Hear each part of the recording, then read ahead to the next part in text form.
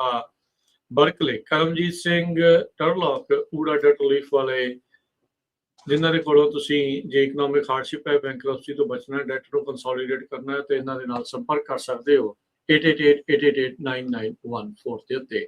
ਸਾਰਿਆਂ ਦਾ ਧੰਨਵਾਦ। ਤੁਸੀਂ ਵੀ ਇਸ ਪ੍ਰੋਗਰਾਮ ਨੂੰ ਸਪਾਂਸਰ ਕਰਨਾ ਹੋਵੇ ਸੰਪਰਕ ਕਰੋ 4087227698 ਜੀ। ਅੱਜ ਦੀਆਂ ਖਬਰਾਂ ਵੱਲ ਚੱਲੀਏ ਤੇ ਸਾਰੀ ਦੁਨੀਆ ਦੀਆਂ ਜਿਹੜੀਆਂ ਅੱਖਾਂ ਆ ਉਹ ਜੋ ਈਰਾਨ ਦੇ ਵਿੱਚ ਜੰਗ ਚੱਲ ਰਹੀ ਆ ਅਮਰੀਕਾ ਤੇ ਇਜ਼ਰਾਈਲ ਵੱਲੋਂ ਉਸ ਦੇ ਉੱਤੇ ਲੱਗੀਆਂ ਹੋਈਆਂ ਹੈਗੀਆਂ ਆ। ਕਹਿੰਦੇ ਵੀ ਜਿਹੜੇ ਬੈਕ ਚੈਨਲ ਬ੍ਰੇਕ ਥਰੂ ਚੱਲ ਰਹੀ ਆ, ਬੈਕ ਚੈਨਲ ਦੇ ਰਾਹੀਂ ਗੱਲਬਾਤ ਚੱਲ ਰਹੀ ਆ। ਪਾਕਿਸਤਾਨੀ ਜਿਹੜੇ ਆ ਉਹ ceasefire plan to reopen Hormuz ਦੇ ਵਿੱਚ ਕਾਮਯਾਬ ਹੋਏ ਹੈਗੇ ਆ। ਸੋ ਇਹ ਵੀ ਖਬਰਾਂ ਆ ਰਹੀਆਂ, ਕਹਿੰਦੇ ਵੀ 45 ਦਿਨ ਦੀ ਜਿਹੜੀ ਸੀਜ਼ ਫਾਇਰ ਆ ਉਹ ਗੱਲਬਾਤ ਕੀਤੀ ਗਈ ਆ। ਨਿਊਯਾਰਕ ਪੋਸਟ ਜੋ ਰਿਪੋਰਟ ਕਰ ਰਿਹਾ US ਤੇ ਈਰਾਨ ਨੇ ਪਾਕਿਸਤਾਨੀ ਬ੍ਰੋਕਰਡ ਪ੍ਰਪੋਜ਼ਲ ਜਿਹੜਾ ਆ ਉਹ ਰਿਸੀਵ ਕੀਤਾ ਹੈਗਾ ਤੇ ਜਿਹਦੇ ਨਾਲ ਜਿਹੜੀ ਸਟੇਟ ਆਫ ਹਾਰਮੋਜ਼ ਆ ਉਹ ਈਜ਼ਲੀ ਜਿਹੜੀ ਆ ਖੁੱਲ ਜਾਊਗੀ। ਤੇ ਜਿਹੜੇ ਸੋਰਸਸ ਫੈਮਿਲੀਅਰ ਇਸ ਗੱਲਬਾਤ ਦੇ ਨਾਲ ਹੈਗੇ ਆ ਤੇ ਉਹਨਾਂ ਨੇ ਇਹ ਕਿਹਾ ਵੀ 2 ਫੇਜ਼ ਦੀ ਜਿਹੜੀ ਪਲਾਨ ਆ ਉਹ ਹੋਈ ਆ। ਇੱਕ ਤਾਂ ਵੀ ਇਮੀਡੀਏਟਲੀ ਸੀਜ਼ ਫਾਇਰ ਹੋਣਾ ਚਾਹੀਦਾ, ਗੋਲਾਬਾਰੀ ਜੋ ਵੀ ਚੱਲ ਰਿਹਾ ਉਹ ਬੰਦ ਹੋਣੀ ਚਾਹੀਦੀ ਆ। ਉਸ ਤੋਂ ਬਾਅਦ ਲੌਂਗ ਟਰਮ ਐਗਰੀਮੈਂਟ ਹੋਊਗਾ ਤੇ all the elements need to be agreed today, ਇਹ ਸੋਰਸਸ ਨੇ ਕਿਹਾ ਹੈਗਾ। ਤੇ ਕਹਿੰਦੇ ਵੀ ਸਾਰੇ ਕਾਸੇ ਦੇ ਐਫਰਟ ਦੇ ਵਿੱਚ ਪਾਕਿਸਤਾਨ ਜਿਹੜਾ ਆ ਉਹ ਲੀਡ ਰੋਲ ਜਿਹੜਾ ਆ ਨਿਭਾ ਰਿਹਾ ਹੈਗਾ ਆ। ਸੋ ਕਮਿਊਨੀਕੇਸ਼ਨ ਜਿਹੜੀ ਵਾਸ਼ਿੰਗਟਨ ਤੇ ਤਹਿਰਾਨ ਦੇ ਵਿੱਚ ਹੋ ਰਹੀ ਹੈਗੀ ਆ ਉਹਦੇ ਵਿੱਚ ਪਾਕਿਸਤਾਨ ਦਾ ਪੂਰਾ ਹੱਥ ਹੈਗਾ ਆ। ਸੋ ਜਿਸ ਤਰ੍ਹਾਂ ਦੱਸਿਆ ਵੀ 2 ਪੁਆਇੰਟ ਇਮੀਡੀਏਟਲੀ ਸੀਜ਼ ਫਾਇਰ ਤੇ ਉਸ ਤੋਂ ਬਾਅਦ ਫਿਰ ਜਿਹੜੀ ਆ ਗੱਲਬਾਤ ਹੋਊਗੀ। ਕਹਿੰਦੇ ਵੀ 15 ਤੋਂ 20 ਦਿਨਾਂ ਦੇ ਵਿੱਚ ਜਿਹੜੀ ਇਹ ਸੈਟਲਮੈਂਟ ਆ ਇਹ ਹੋਣੀ ਚਾਹੀਦੀ ਹੈਗੀ ਆ ਅਕੋਰਡਿੰਗ ਟੂ ਜਿਹੜਾ ਇਹਨੂੰ ਜਿਹੜਾ ਉਹਨੀ ਨਾਂ ਵੀ ਇਸਲਾਮਾਬਾਦ ਅਕੋਰਡ ਕਰਕੇ ਦੱਸਿਆ ਹੈਗਾ ਆ। ਤੇ ਜਿਹੜੀਆਂ ਗੱਲਬਾਤ ਆ ਉਹ ਵੀ ਇਸਲਾਮਾਬਾਦ ਦੇ ਵਿੱਚ ਹੋਣਗੀਆਂ। US ਈਰਾਨ ਤੇ ਹੋਰ ਜਿਹੜੇ ਰੀਜਨਲ ਆਫੀਸ਼ੀਅਲਸ ਆ ਉਹ ਮੰਨ ਰਹੇ ਆ ਵੀ ਹਾਂ ਠੀਕ ਆ 45 ਦਿਨਾਂ ਦਾ ਜਿਹੜਾ ਸੀਜ਼ ਫਾਇਰ ਆ ਹੋ ਸਕਦਾ ਹੈਗਾ ਤਾਂ ਕਿ ਜਿਹੜੀ ਪਰਮਾਨੈਂਟ ਡੀਲ ਆ ਉਹ ਬਣਾਈ ਜਾ ਸਕੇ। ਟੌਪ ਲੈਵਲ ਦੇ ਕੰਟੈਕਟਸ ਜੋ ਬਿਹਾਈਂਡ ਦਾ ਸੀਨ ਚੱਲ ਰਹੇ ਹੈਗੇ ਆ। ਪਾਕਿਸਤਾਨ ਦੇ ਆਰਮੀ ਚੀਫ ਆਸਿਮ ਮੁਨੀਰ ਉਹ ਬਿਲਕੁਲ US ਦੇ ਵਾਈਸ ਪ੍ਰੈਜ਼ੀਡੈਂਟ JD ਵੈਂਸ ਤੇ ਸਪੈਸ਼ਲ ਇਨਵੋਏ ਜੋ ਸਟੀਵ ਵਿਟਕੋਫ ਆ ਤੇ ਈਰਾਨ ਦੇ ਜਿਹੜੇ ਫੋਰਨ ਮਿਨਿਸਟਰ ਅਵਾਸ ਅਰਾਗਚੀ ਆ ਉਹਨਾਂ ਦੇ ਨਾਲ ਜਿਹੜੀ ਗੱਲਬਾਤ ਕਰ ਰਹੇ ਹੈਗੇ ਆ। ਸੋ ਪਬਲਿਕ ਰਿਸਪੌਂਸ ਇਹਦੇ ਸੰਬੰਧ ਦੇ ਵਿੱਚ ਵਾਸ਼ਿੰਗਟਨ ਜਾਂ ਤਹਿਰਾਨ ਤੋਂ ਕਿਸੇ ਤਰ੍ਹਾਂ ਦਾ ਨਹੀਂ ਆਇਆ ਹੈਗਾ। ਈਰਾਨ ਨੇ ਪਹਿਲਾਂ ਵੀ ਸਿਗਨਲ ਕੀਤਾ ਸੀ ਭਈ ਉਹ ਬਿਲਕੁਲ ਪਰਮਾਨੈਂਟ ਸੀਜ਼ ਫਾਇਰ ਦੇ ਲਈ ਐਗਰੀ ਹੈਗੇ ਆ ਜੇ ਸਾਨੂੰ ਗਰੰਟੀ ਦਿੱਤੀ ਜਾਵੇ ਭਈ ਆਉਣ ਵਾਲੇ ਸਮੇਂ 'ਚ ਸਾਨੂੰ US ਜਾਂ ਇਜ਼ਰਾਈਲ ਵੱਲੋਂ ਕਿਸੇ ਤਰ੍ਹਾਂ ਦਾ ਜਿਹੜਾ ਅਟੈਕ ਨਹੀਂ ਕੀਤਾ ਜਾਊਗਾ। ਐਰਿਕ ਡਾਊਟਰੀ ਜੋ ਆ ਉਹਨਾਂ ਨੇ ਵੀ ਇਹ ਕਿਹਾ ਹੈਗਾ ਆ ਤੇ ਪ੍ਰੈਜ਼ੀਡੈਂਟ ਟਰੰਪ ਹੁਣੀ ਕਹਿੰਦੇ ਵੀ ਮੇਬੀ ਅੱਜ ਜਿਹੜੀ ਆ ਇਹ ਡੀਲ ਕਿਸੇ ਨਾ ਕਿਸੇ ਤਰ੍ਹਾਂ ਉਹਨਾਂ ਦੇ ਸਾਹਮਣੇ ਪੇਸ਼ ਹੋ ਜਾਵੇ।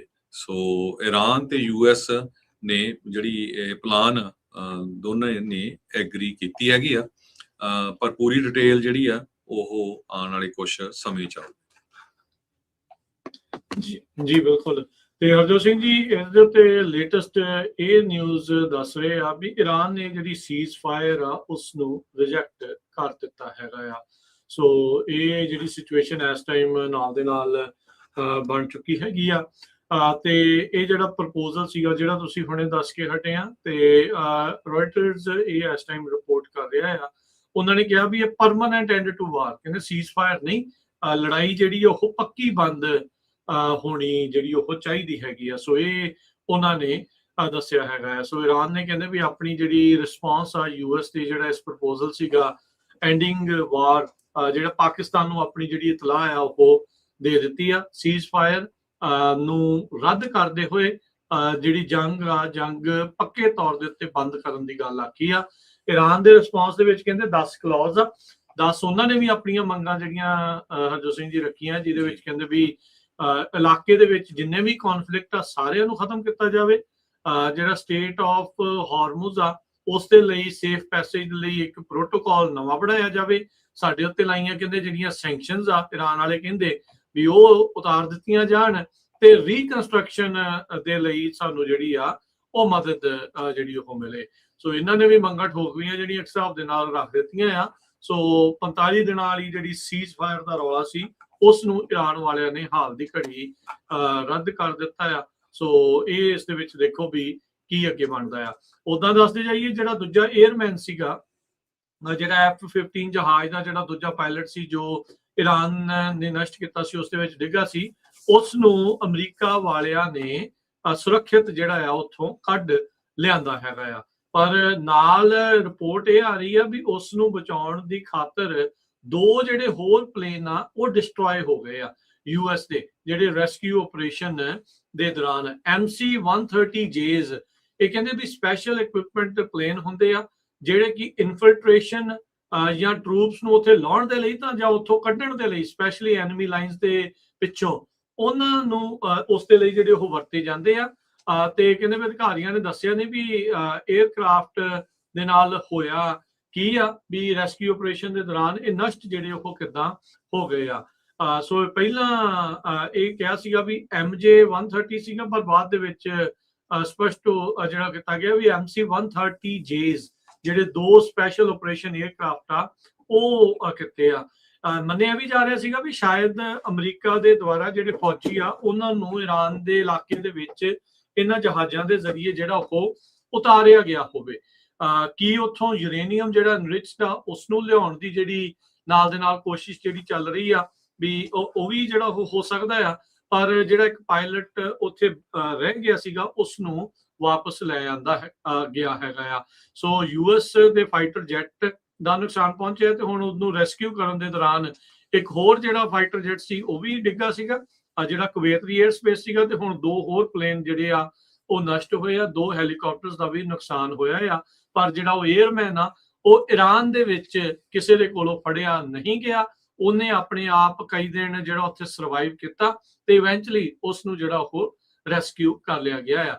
ਟਰੰਪ ਹੋਣਾ ਨੇ ਕੱਲ ਜਿਹੜੇ ਆਪਣੇ ਟਵੀਟ ਜਿਹੜਾ ਕੀਤਾ ਸੀ, ਚੰਗੀਆਂ ਗਾਲਾਂ ਗੂਲਾਂ ਲਿਖ ਕੇ ਉਹਨਾਂ ਨੇ ਟਵੀਟ ਈਰਾਨ ਨੂੰ ਘੱਲਿਆ ਸੀਗਾ ਤੇ ਕਿਹਾ ਸੀਗਾ ਵੀ 48 ਘੰਟੇ ਹੈਗੇ ਆ, ਨਹੀਂ ਤਾਂ ਉਸ ਤੋਂ ਬਾਅਦ ਦੇ ਵਿੱਚ ਅਸੀਂ ਤੁਹਾਡਾ ਸਭ ਕੁਝ ਜਿਹੜਾ ਉਹ ਨਸ਼ਟ ਕਰ ਦੇਣਾ ਹੈਗਾ ਆ। ਸੋ ਹੁਣ ਇਹਦੇ ਵਿੱਚ ਇਹ ਆ ਹਰਜੋਤ ਸਿੰਘ ਜੀ ਵੀ ਲੜਾਈ ਦੇ ਵਿੱਚ ਗਏ ਹੈਗੇ ਆ ਤੇ ਹੁਣ ਜਿੰਨਾ ਇਹਨਾਂ ਨੇ ਸੋਚਿਆ ਸੀ ਸ਼ਾਇਦ ਆਸਾਨੀ ਦੇ ਨਾਲ ਵੀ ਈਰਾਨ ਦੇ ਉੱਤੇ ਉਹ ਕਬਜ਼ਾ ਜਾਂ ਕਹਿ ਲਓ ਵੀ ਉਹਨੂੰ ਕੰਟਰੋਲ ਕਰ ਲੈਣਗੇ, ਉਸ ਚੀਜ਼ ਤਾਂ ਇਹਨਾਂ ਦੀ ਪੂਰੀ ਨਹੀਂ ਹੋ ਸਕੀ ਆ।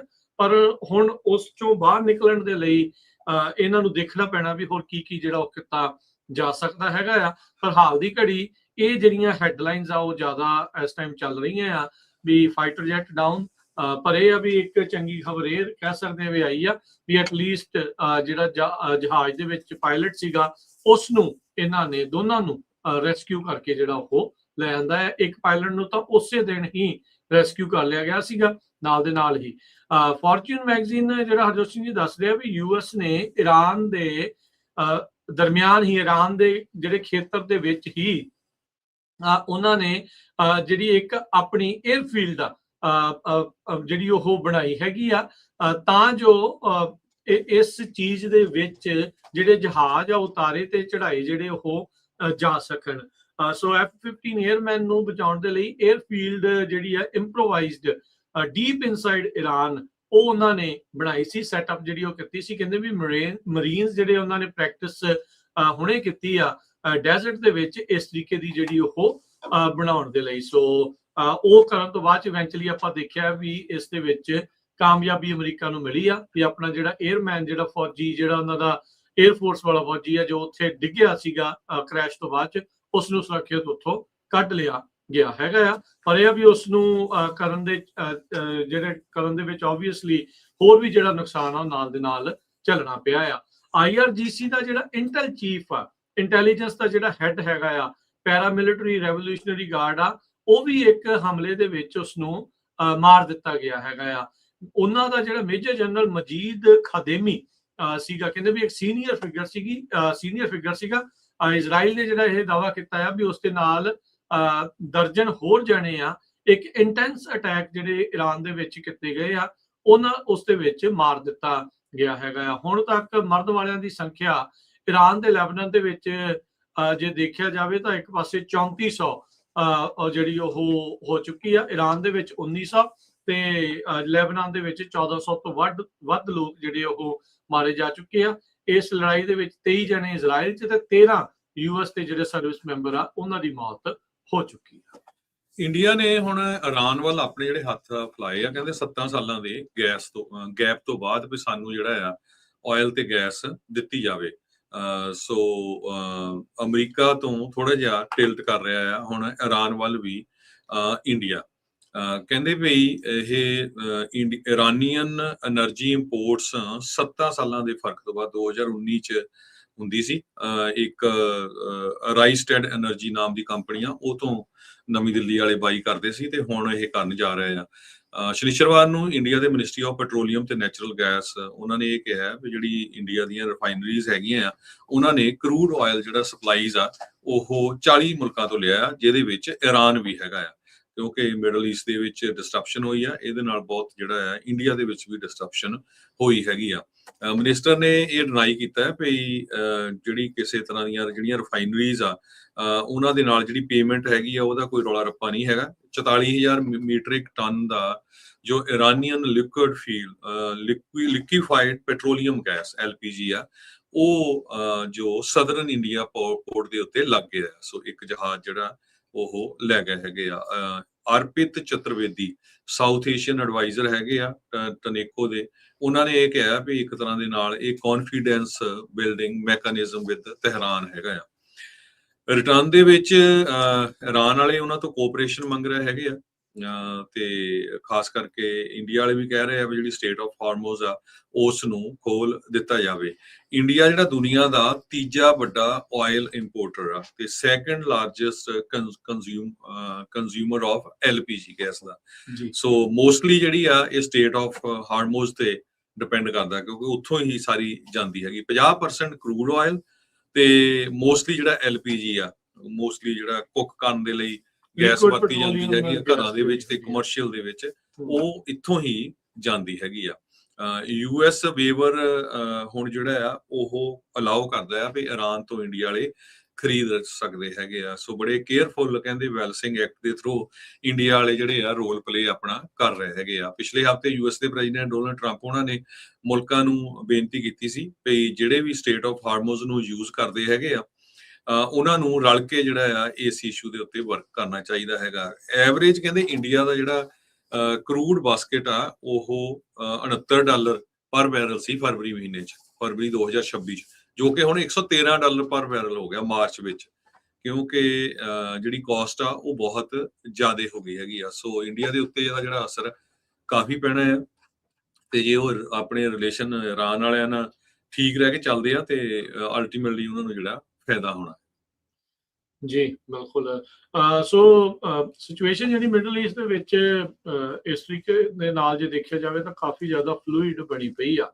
ਕੱਲ ਈਸਟਰ ਐਗ ਰੋਲ ਦੇ ਉੱਤੇ ਰਾਸ਼ਟਰਪਤੀ ਟਰੰਪ ਹੁਣਾਂ ਨੂੰ ਪੁੱਛਿਆ ਗਿਆ ਸੀਗਾ ਵੀ ਜਿਹੜੀ ਡੈਡਲਾਈਨ ਕੀ ਹੈਗੀ ਆ ਈਰਾਨ ਨੂੰ ਜਿਹੜਾ ਉਹ ਲੈ ਕੇ, ਕਹਿੰਦੇ ਵੀ ਕੱਲ ਦੇ ਜਿਹੜਾ ਕੱਲ ਦਾ ਦਿਨ ਆਉਣਾ ਆ 8 ਵਜੇ ਤੱਕ। ਸੋ ਇਹ ਜਿਹੜੀ ਡੈਡਲਾਈਨ ਆ ਇਸ ਟਾਈਮ ਰਾਸ਼ਟਰਪਤੀ ਟਰੰਪ ਹੁਣਾਂ ਨੇ ਵਾਰਨਿੰਗ ਜਿਹੜੀ ਉਹ ਦਿੱਤੀ ਹੋਈ ਹੈਗੀ ਆ। ਸੋ ਉਹ ਉਹਨਾਂ ਨੇ ਕਨਫਰਮ ਜਿਹੜਾ ਉਹ ਕੀਤਾ ਸੀਗਾ। ਪਹਿਲਾਂ 6 ਅਪ੍ਰੈਲ ਤੱਕ ਦਾ ਹਰਜੋਤ ਸਿੰਘ ਜੀ 10 ਦਿਨ ਦਾ ਵਕਤ ਸੀਗਾ। ਆਪਾਂ ਨੂੰ ਪਤਾ ਵੀ ਪਹਿਲਾਂ 48 ਘੰਟੇ ਦੀ ਦਿੱਤੀ ਸੀ, ਫਿਰ 10 ਦਿਨ ਦੀ ਮੋਹਲਤ ਦਿੱਤੀ ਸੀ, ਫਿਰ ਹੁਣ ਉਸ ਤੋਂ ਬਾਅਦ ਦੇ ਵਿੱਚ ਦੁਬਾਰਾ ਆਪਾਂ ਜੇ ਦੇਖਿਆ ਜਾਵੇ ਤਾਂ ਹੁਣ 7 ਤਰੀਕ ਦੀ ਸ਼ਾਮ ਦੇ 8 ਵਜੇ ਤੱਕ ਦਾ ਜਿਹੜਾ ਵਕਤ ਆ ਉਹ ਰਾਸ਼ਟਰਪਤੀ ਟਰੰਪ ਨੇ ਇਸ ਬਾਬਤ ਦਿੱਤਾ ਹੈਗਾ ਆ। ਸੋ ਹੁਣ ਦੇਖਦੇ ਆ ਕੀ ਹੁੰਦਾ ਆ। ਟਰੰਪ ਉਹਨਾਂ ਨੂੰ ਕੱਲ ਇਦਾਂ ਹੀ ਜਦੋਂ ਪੁੱਛਿਆ ਜਾ ਰਿਹਾ ਸੀ, ਕਹਿੰਦਾ ਵੀ ਜੇ ਮੇਰੇ ਤੇ ਹੋਵੇ ਤਾਂ ਮੈਂ ਤੇਲ ਲੈ ਆਉਂਗਾ। ਸੋ ਇਫ ਇਟ ਵਰ up to me I take the oil, ਵੀ ਤੇਲ ਜਿਹੜਾ ਉਹ ਲੈ ਆਉਣਾ ਹੈ। ਸੋ ਕਹਿੰਦੇ ਵੀ ਵੈਨੇਜ਼ੁਏਲਾ ਵਾਲਾ ਕੰਮ ਆਪਣੇ ਲਈ ਬਹੁਤ ਸੈੱਟ ਬੈਠਾ ਆ। ਕਹਿੰਦੇ ਵੀ ਹੁਣ ਉਹਦੇ ਨਾਲ ਆਪਣੇ ਕੋਲ 100 ਮਿਲੀਅਨ ਬੈਰਲਸ ਆਫ ਆਇਲ ਹਿਊਸਟਨ ਦੇ ਵਿੱਚ ਪਹੁੰਚਿਆ ਹੋਇਆ, ਜਿਹਨੂੰ ਆਪਾਂ ਰਿਫਾਈਨ ਕਰ ਰਹੇ ਹਾਂ। It's been great. ਸੋ ਉਹਦੇ ਬਾਰੇ ਜਿਹੜਾ ਚੱਲਿਆ। ਪਰ ਇਜ਼ਰਾਈਲ ਤੇ ਅਮਰੀਕਾ ਦੇ ਦੁਆਰਾ ਜਦੋਂ ਤੋਂ ਈਰਾਨ ਤੇ ਹਮਲਾ ਕੀਤਾ ਗਿਆ ਆ ਉਸ ਦੇ ਵਿੱਚ ਆਪਾਂ ਦੇਖਿਆ ਵੀ ਜਿਹੜਾ ਸਟੇਟ ਆਫ ਹਾਰਮੋਜ਼ ਆ ਉਹਦੇ ਕਰਕੇ ਰੌਲਾ ਪਿਆ। ਜੇ ਤਾਂ ਕੱਲ ਹੀ ਈਰਾਨ ਦੇ ਨਾਲ ਉਦਾਂ ਲੜਾਈ ਹੁੰਦੀ ਤਾਂ ਸ਼ਾਇਦ ਹਰਜੋਤ ਸਿੰਘ ਜੀ ਇੰਨਾ ਗਲੋਬਲ ਉੱਤੇ ਇਫੈਕਟ ਨਾ ਪੈਂਦਾ, ਪਰ ਕਿਉਂਕਿ ਗਲੋਬਲ ਸਪਲਾਈ ਚੇਨ ਜਿਹੜੀ ਆਇਲ ਦੀ ਆ ਉਹਦੇ ਉੱਤੇ ਫਰਕ ਪਿਆ ਆ, ਉਹਦੇ ਕਰਕੇ ਜਿਹੜੀ ਸਿਚੁਏਸ਼ਨ ਆ ਉਹ ਇਸ ਤਰੀਕੇ ਦੀ ਜਿਹੜੀ ਉਹ ਬਣ ਚੁੱਕੀ ਹੈਗੀ ਆ। ਸੋ ਹੋਪਫੁਲੀ ਆਉਂਦੇ ਸਮੇਂ ਦੇ ਵਿੱਚ ਇਸ ਦੇ ਉੱਤੇ ਜਿਹੜਾ ਉਹ ਅਸਰ ਜਿਹੜਾ ਉਹ ਠੀਕ ਹੋ ਸਕੇ। ਪਰ ਟਰੰਪ ਹੋਣਾ ਨੇ ਹੁਣ ਇਹਨਾਂ ਨੂੰ ਕੱਲ ਤੱਕ ਦਾ ਜਿਹੜਾ ਰਾਤ ਤੱਕ ਦਾ ਸ਼ਾਮ ਦਾ ਜਿਹੜਾ ਵਕਤ ਦਿੱਤਾ ਆ ਅਮਰੀਕਨ ਟਾਈਮ ਦੇ ਮੁਤਾਬਕ, ਈਸਟਰਨ ਟਾਈਮ ਦੇ ਮੁਤਾਬਕ 8 ਵਜੇ। ਸੋ ਹੁਣ ਦੇਖਦੇ ਹਾਂ ਕੀ ਜਿਹੜਾ ਇਸ ਦੇ ਵਿੱਚ ਹੁੰਦਾ ਹੈ। ਸੋ 1.5 ਦਿਨ ਦਾ ਜਿਹੜਾ ਹਰਜੋਤ ਸਿੰਘ ਜੀ ਵਕਤ ਇਹਨਾਂ ਦੇ ਕੋਲ ਬਚਿਆ ਆ। ਪਰ ਈਰਾਨ ਨੇ ਅੱਜ ਜਿਹੜਾ ਸੀਜ਼ ਫਾਇਰ ਵਾਲਾ ਗੱਲ ਸੀ ਉਸ ਨੂੰ ਆਲਰੇਡੀ ਠੁਕਰਾ ਦਿੱਤਾ। ਔਰ ਇਜ਼ਰਾਈਲ ਨੇ ਆਲਰੇਡੀ ਇੱਕ ਸਭ ਤੋਂ ਵੱਡਾ ਜਿਹੜਾ ਪੈਟਰੋਕੈਮੀਕਲ ਕੰਪਲੈਕਸ ਆ ਸਾਈਲੋ ਕਰਕੇ ਆ ਉਹ ਉਹਨਾਂ ਦਾ ਤਬਾਹ ਕਰ ਦਿੱਤਾ ਹੈ। ਜਿਹੜੇ ਡਿਫੈਂਸ ਮਿਨਿਸਟਰ ਇਜ਼ਰਾਈਲ ਦੇ ਕੈਟਸ ਆ ਉਹਨਾਂ ਨੇ ਇਹ ਦੱਸਿਆ ਹੈਗਾ, ਕਹਿੰਦੇ ਵੀ ਕਾਫੀ ਜ਼ਿਆਦਾ ਜਿਹੜੇ ਐਕਸਪਲੋਜ਼ਨਸ ਆ ਉਹ ਈਰਾਨ ਦਾ ਸਾਊਥ ਪਾਰਟਸ ਪੈਟਰੋਕੈਮੀਕਲ ਕੰਪਲੈਕਸ ਆ ਉੱਥੇ ਦੇਖੇ ਗਏ ਹੈਗੇ ਆ। ਜਿਹੜੀਆਂ ਕੰਪਨੀਆਂ ਪ੍ਰੋਵਾਈਡ ਕਰਦੀਆਂ ਇਲੈਕਟ੍ਰਿਸਿਟੀ, ਵਾਟਰ, ਆਕਸੀਜਨ, ਉਹਨਾਂ ਨੂੰ ਅਟੈਕ ਕੀਤਾ ਗਿਆ ਹੈਗਾ। ਤੇ ਪ੍ਰੈਜ਼ੀਡੈਂਟ ਡੋਨਲਡ ਟਰੰਪ ਉਹਨਾਂ ਨੇ ਵੀ ਇਹੀ ਕਿਹਾ ਸੀਗਾ ਵੀ ਅਸੀਂ ਈਰਾਨ ਦੇ ਜਿਹੜੇ ਪਾਵਰ ਪਲਾਂਟਸ ਆ ਉਹਨਾਂ ਨੂੰ ਅਟੈਕ ਕਰਾਂਗੇ ਅਨਲੈਸ ਕਿ ਸਟੇਟ ਆਫ ਹਾਰਮੋਜ਼ ਆ ਉਸ ਨੂੰ ਖੋਲ੍ਹਿਆ ਜਾਵੇ। ਤੇ ਸੋ ਦੋਨੋਂ ਹੀ ਰਲ ਕੇ ਕਰ ਰਹੇ ਆ। ਕਦੇ ਇੱਕ ਦੂਜੇ ਨੂੰ ਕਹਿ ਦਿੰਦੇ ਅਮਰੀਕਾ ਵਾਲੇ ਵੀ ਅਸੀਂ ਨਹੀਂ ਕੀਤਾ, ਇਜ਼ਰਾਈਲ ਵਾਲੇ ਕਰ ਦਿੰਦੇ ਆ। ਤੇ ਉਹਦਾ ਜਿਹੜਾ ਅਸਰ ਆ ਹੁਣ ਕਾਫੀ ਪੈ ਰਿਹਾ ਹੈਗਾ। ਪ੍ਰੈਜ਼ੀਡੈਂਟ ਟਰੰਪ ਉਹਨਾਂ ਨੇ ਇਹ ਕਿਹਾ ਵੀ ਨਵੀਂ ਡੈਡਲਾਈਨ ਈਰਾਨ ਨੂੰ ਜਿਹੜੀ ਆ ਟੂ ਓਪਨ ਸਟੇਟ ਆਫ ਹਾਰਮੋਜ਼ ਦਿੱਤੀ ਗਈ ਹੈਗੀ ਆ 8 ਵਜੇ ਦੇ ਕਰੀਬ ਸ਼ਾਮ ਨੂੰ ਕੱਲ ਤੱਕ। ਤੇ 40 ਦਿਨਾਂ ਦਾ ਵੀ ਚੱਲ ਰਿਹਾ, ਉਹ ਵੀ ਵਿੱਚੇ ਰੌਲਾ ਹੈਗਾ। ਆਪਾਂ ਪਹਿਲੀ ਖਬਰ ਜਿਹੜੀ ਸਾਂਝੀ ਕੀਤੀ ਸੀਗੀ। ਤੇ ਕਾਫੀ ਕਹਿੰਦੇ ਇੰਟੈਂਸ ਮਾਰਨਿੰਗ ਹੈਗੀ ਆ। ਇੱਕ ਕੈਰੀ ਕੈਹਨ ਕਰਕੇ ਆ ਟੈਲ ਅਵੀਵ ਦੇ ਵਿੱਚ, NPR ਦੀ ਕਰਸਪੋਂਡੈਂਸ, ਉਹਨੇ ਕਿਹਾ ਵੀ ਇਸ ਟਾਈਮ ਲਿਮਿਟ ਨੂੰ ਲੈ ਕੇ ਜਿਹੜੇ ਇਜ਼ਰਾਈਲ ਦੇ ਲੋਕ ਵੀ ਜਿਹੜੇ ਕਾਫੀ ਜਿਹੜੇ ਚਿੰਤਕ ਹੈਗੇ ਆ। ਉੱਥੇ ਵੀ ਪ੍ਰੋਟੈਸਟ ਵਗੈਰਾ ਬਹੁਤ ਹੋ ਰਹੇ ਹੈਗੇ ਆ। ਲੈਬਨਾਨ ਦੀ ਗਵਰਨਮੈਂਟ ਨੇ ਇਹ ਕਿਹਾ ਵੀ 54 ਮੈਡਿਕਸ ਜਿਹੜੇ ਆ ਉਹ ਇਜ਼ਰਾਈਲ ਵਾਲਿਆਂ ਨੇ ਮਾਰ ਮੁਕਾਏ ਹੈਗੇ ਆ। ਤੇ ਸੋ ਸਿਚੁਏਸ਼ਨ ਹਜੇ ਵੀ ਜਿਹੜੀ ਆ ਕਾਫੀ ਟੈਂਸ ਹੈਗੀ ਆ। ਦੇਖਦੇ ਆ ਵੀ ਕਿੰਨਾ ਕੁ ਜਿੱਦਾਂ ਜਿਹੜਾ ਇੰਪਰੂਵ ਹੁੰਦਾ, ਕਿਉਂਕਿ ਜਿਹੜੀ ਨਿਊਯਾਰਕ ਟਾਈਮ ਰਿਪੋਰਟ ਕਰ ਰਹੀ ਹੈ ਰਾਜਕਨਵੀਰ ਸਿੰਘ ਜੀ ਵੀ ਈਰਾਨ ਦੀ ਲੀਡਰਸ਼ਿਪ ਨੂੰ ਬਹੁਤ ਵੱਡਾ ਜਿਹੜਾ ਅਸਰ ਪਿਆ ਆ। ਬਹੁਤ ਮੈਜੋਰਟੀ ਚ ਉਹਨਾਂ ਦੀ ਲੀਡਰਸ਼ਿਪ ਡੈਡ ਹੋ ਚੁੱਕੀ ਆ। ਉਹਨਾਂ ਦੀ ਸਾਰੀ ਜਿਹੜੀ ਲੀਡਰਸ਼ਿਪ ਆ ਉਹ ਮਾਰ ਮੁਕਾਈ ਗਈ ਆ।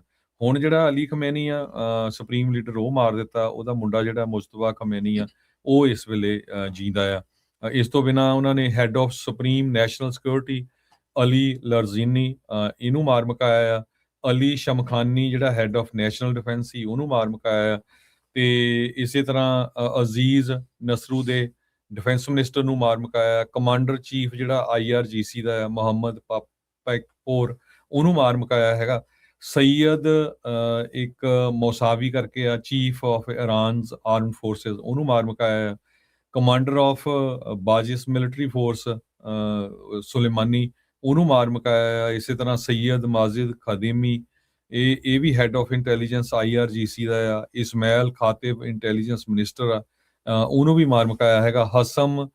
ਹਸਨ ਜਵਾਲ ਅਮਲੀਅਨ head of Iran's advance weapon programme, ਉਸ ਨੂੰ ਵੀ ਜਿਹੜਾ ਮਾਰ ਮੁਕਾਇਆ ਹੈਗਾ ਆ। ਸਿਰਫ ਥੋੜੇ ਜਿਹੇ ਬੰਦੇ ਜਿਹੜੇ ਆ ਉਹ ਉਹਨਾਂ ਦੇ ਬਚੇ ਹੈਗੇ ਆ। ਜੀ ਬਿਲਕੁਲ। ਅੱਜ ਜਿੱਦਾਂ ਹੁਣੇ ਦੱਸ ਕੇ ਹਟੇ ਆ ਵੀ ਈਰਾਨ ਦੇ ਜਿਹੜੇ IRGC ਦਾ ਇੰਟਲ ਚੀਫ ਸੀਗਾ ਉਹਨੂੰ ਵੀ ਮਾਰ ਮੁਕਾਇਆ ਗਿਆ ਆ। ਈਰਾਨ ਦੇ ਵਿੱਚ ਯੂਨੀਵਰਸਿਟੀ ਤੇ ਪੈਟਰੋਕੈਮੀਕਲ ਪਲਾਂਟਸ ਦੇ ਉੱਤੇ ਹਿੱਟ ਜਿਹੜੇ ਆ ਉਹ ਕੀਤੇ ਜਾ ਰਹੇ ਆ US ਤੇ ਇਜ਼ਰਾਈਲੀ ਜਿਹੜੀਆਂ ਫੋਰਸਿਸ ਆ ਉਹਨਾਂ ਦੇ ਦੁਆਰਾ। ਉਸ ਨੂੰ ਲੈ ਕੇ ਦੁਨੀਆ ਭਰ ਦੇ ਵਿੱਚ ਇਹ ਕਹਿ ਰਹੇ ਆ ਵੀ ਕਿਤੇ ਨਾ ਕਿਤੇ ਇਹਨਾਂ ਨੂੰ ਇੱਕ ਵਾਰ ਕ੍ਰਾਈਮ ਦੇ ਤੌਰ ਦੇ ਉੱਤੇ ਦੇਖਿਆ ਜਿਹੜਾ ਹੋ ਜਾਂਦਾ ਹੈ। ਹੁਣ ਤੱਕ ਇਹਨਾਂ ਜਿਹੜੇ ਪੈਟਰੋਕੈਮੀਕਲ ਤੇ ਯੂਨੀਵਰਸਿਟੀ ਦੇ ਉੱਤੇ ਹਮਲੇ ਦੇ ਵਿੱਚ 6 ਜਿਹੜੇ ਇਹਨਾਂ 'ਚ ਬੱਚੇ ਤੇ 25 ਕੁੱਲ ਜਾਣੇ ਹੁਣ ਤੱਕ ਜਿਹੜੀ ਉਹ ਮਰ ਚੁੱਕੇ ਆ। IDF ਜਿਹੜੀ ਇਜ਼ਰਾਈਲੀ ਡਿਫੈਂਸ ਫੋਰਸਿਸ ਆ ਉਹਨਾਂ ਨੇ ਇਸ ਦੇ ਬਾਰੇ ਜਿਹੜੀ ਉਹ ਜਾਣਕਾਰੀ ਜਿਹੜੀ ਉਹ ਦਿੱਤੀ ਹੈਗੀ ਆ।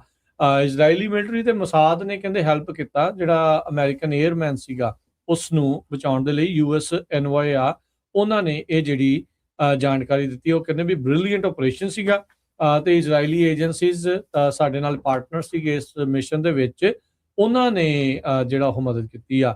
ਸਾਊਥ ਕੋਰੀਆ ਇਹ ਦਾਅਵਾ ਕਰ ਰਿਹਾ ਵੀ ਨਾਰਥ ਕੋਰੀਆ ਆਪਣੇ ਆਪ ਨੂੰ ਹੁਣ ਈਰਾਨ ਦੇ ਨਾਲੋਂ ਵੱਖਰੇ ਤੌਰ ਦੇ ਉੱਤੇ ਡਿਸਟੈਂਸ ਕਰ ਰਿਹਾ, ਆਪਣੀ ਦੂਰੀ ਜਿਹੜੀ ਆ ਉਹ ਬਣਾ ਰਿਹਾ ਹੈਗਾ। ਕਹਿੰਦੇ ਵੀ ਨਾ ਉਹ ਉਹਨਾਂ ਨੂੰ ਵੈਪਨ ਸਪਲਾਈ ਕਰ ਰਿਹਾ ਹੈ ਤੇ ਕਹਿੰਦੇ ਵੀ ਪਬਲਿਕ ਦੇ ਵਿੱਚ ਵੀ ਉਹਨਾਂ ਦੀ ਸਪੋਰਟ ਦੇ ਮੈਸੇਜ ਨਹੀਂ ਆ ਰਹੇ ਹੈਗੇ। ਕਹਿੰਦੇ ਵੀ ਜਦੋਂ ਸਟਾਰਟ ਹੋਈ ਸੀ ਵਾਰ, ਨਾਰਥ ਕੋਰੀਆ ਦੇ ਜਿਹੜੇ ਫੋਰਨ ਮਿਨਿਸਟਰ ਆ ਉਹਨਾਂ ਨੇ ਇਹ ਕਿਹਾ ਸੀਗਾ ਮਿਨਿਸਟਰੀ ਨੇ ਵੀ ਯੂਐਸ ਤੇ ਇਜ਼ਰਾਈਲ ਦੇ ਦੁਆਰਾ ਜਿਹੜਾ ਈਰਾਨ ਦੇ ਉੱਤੇ ਹਮਲਾ ਹੈ ਇਲੀਗਲ ਐਕਟ ਆਫ ਅਗਰੈਸ਼ਨ ਆ ਸੌਰੀ, ਤੇ ਕਹਿੰਦੇ ਵੀ ਫੇਕ ਪੀਸ ਤੇ ਪ੍ਰੀਟੈਕਸਟ ਦੇ ਉੱਤੇ ਜਿਹੜਾ ਉਹ ਕੀਤਾ ਸੀਗਾ।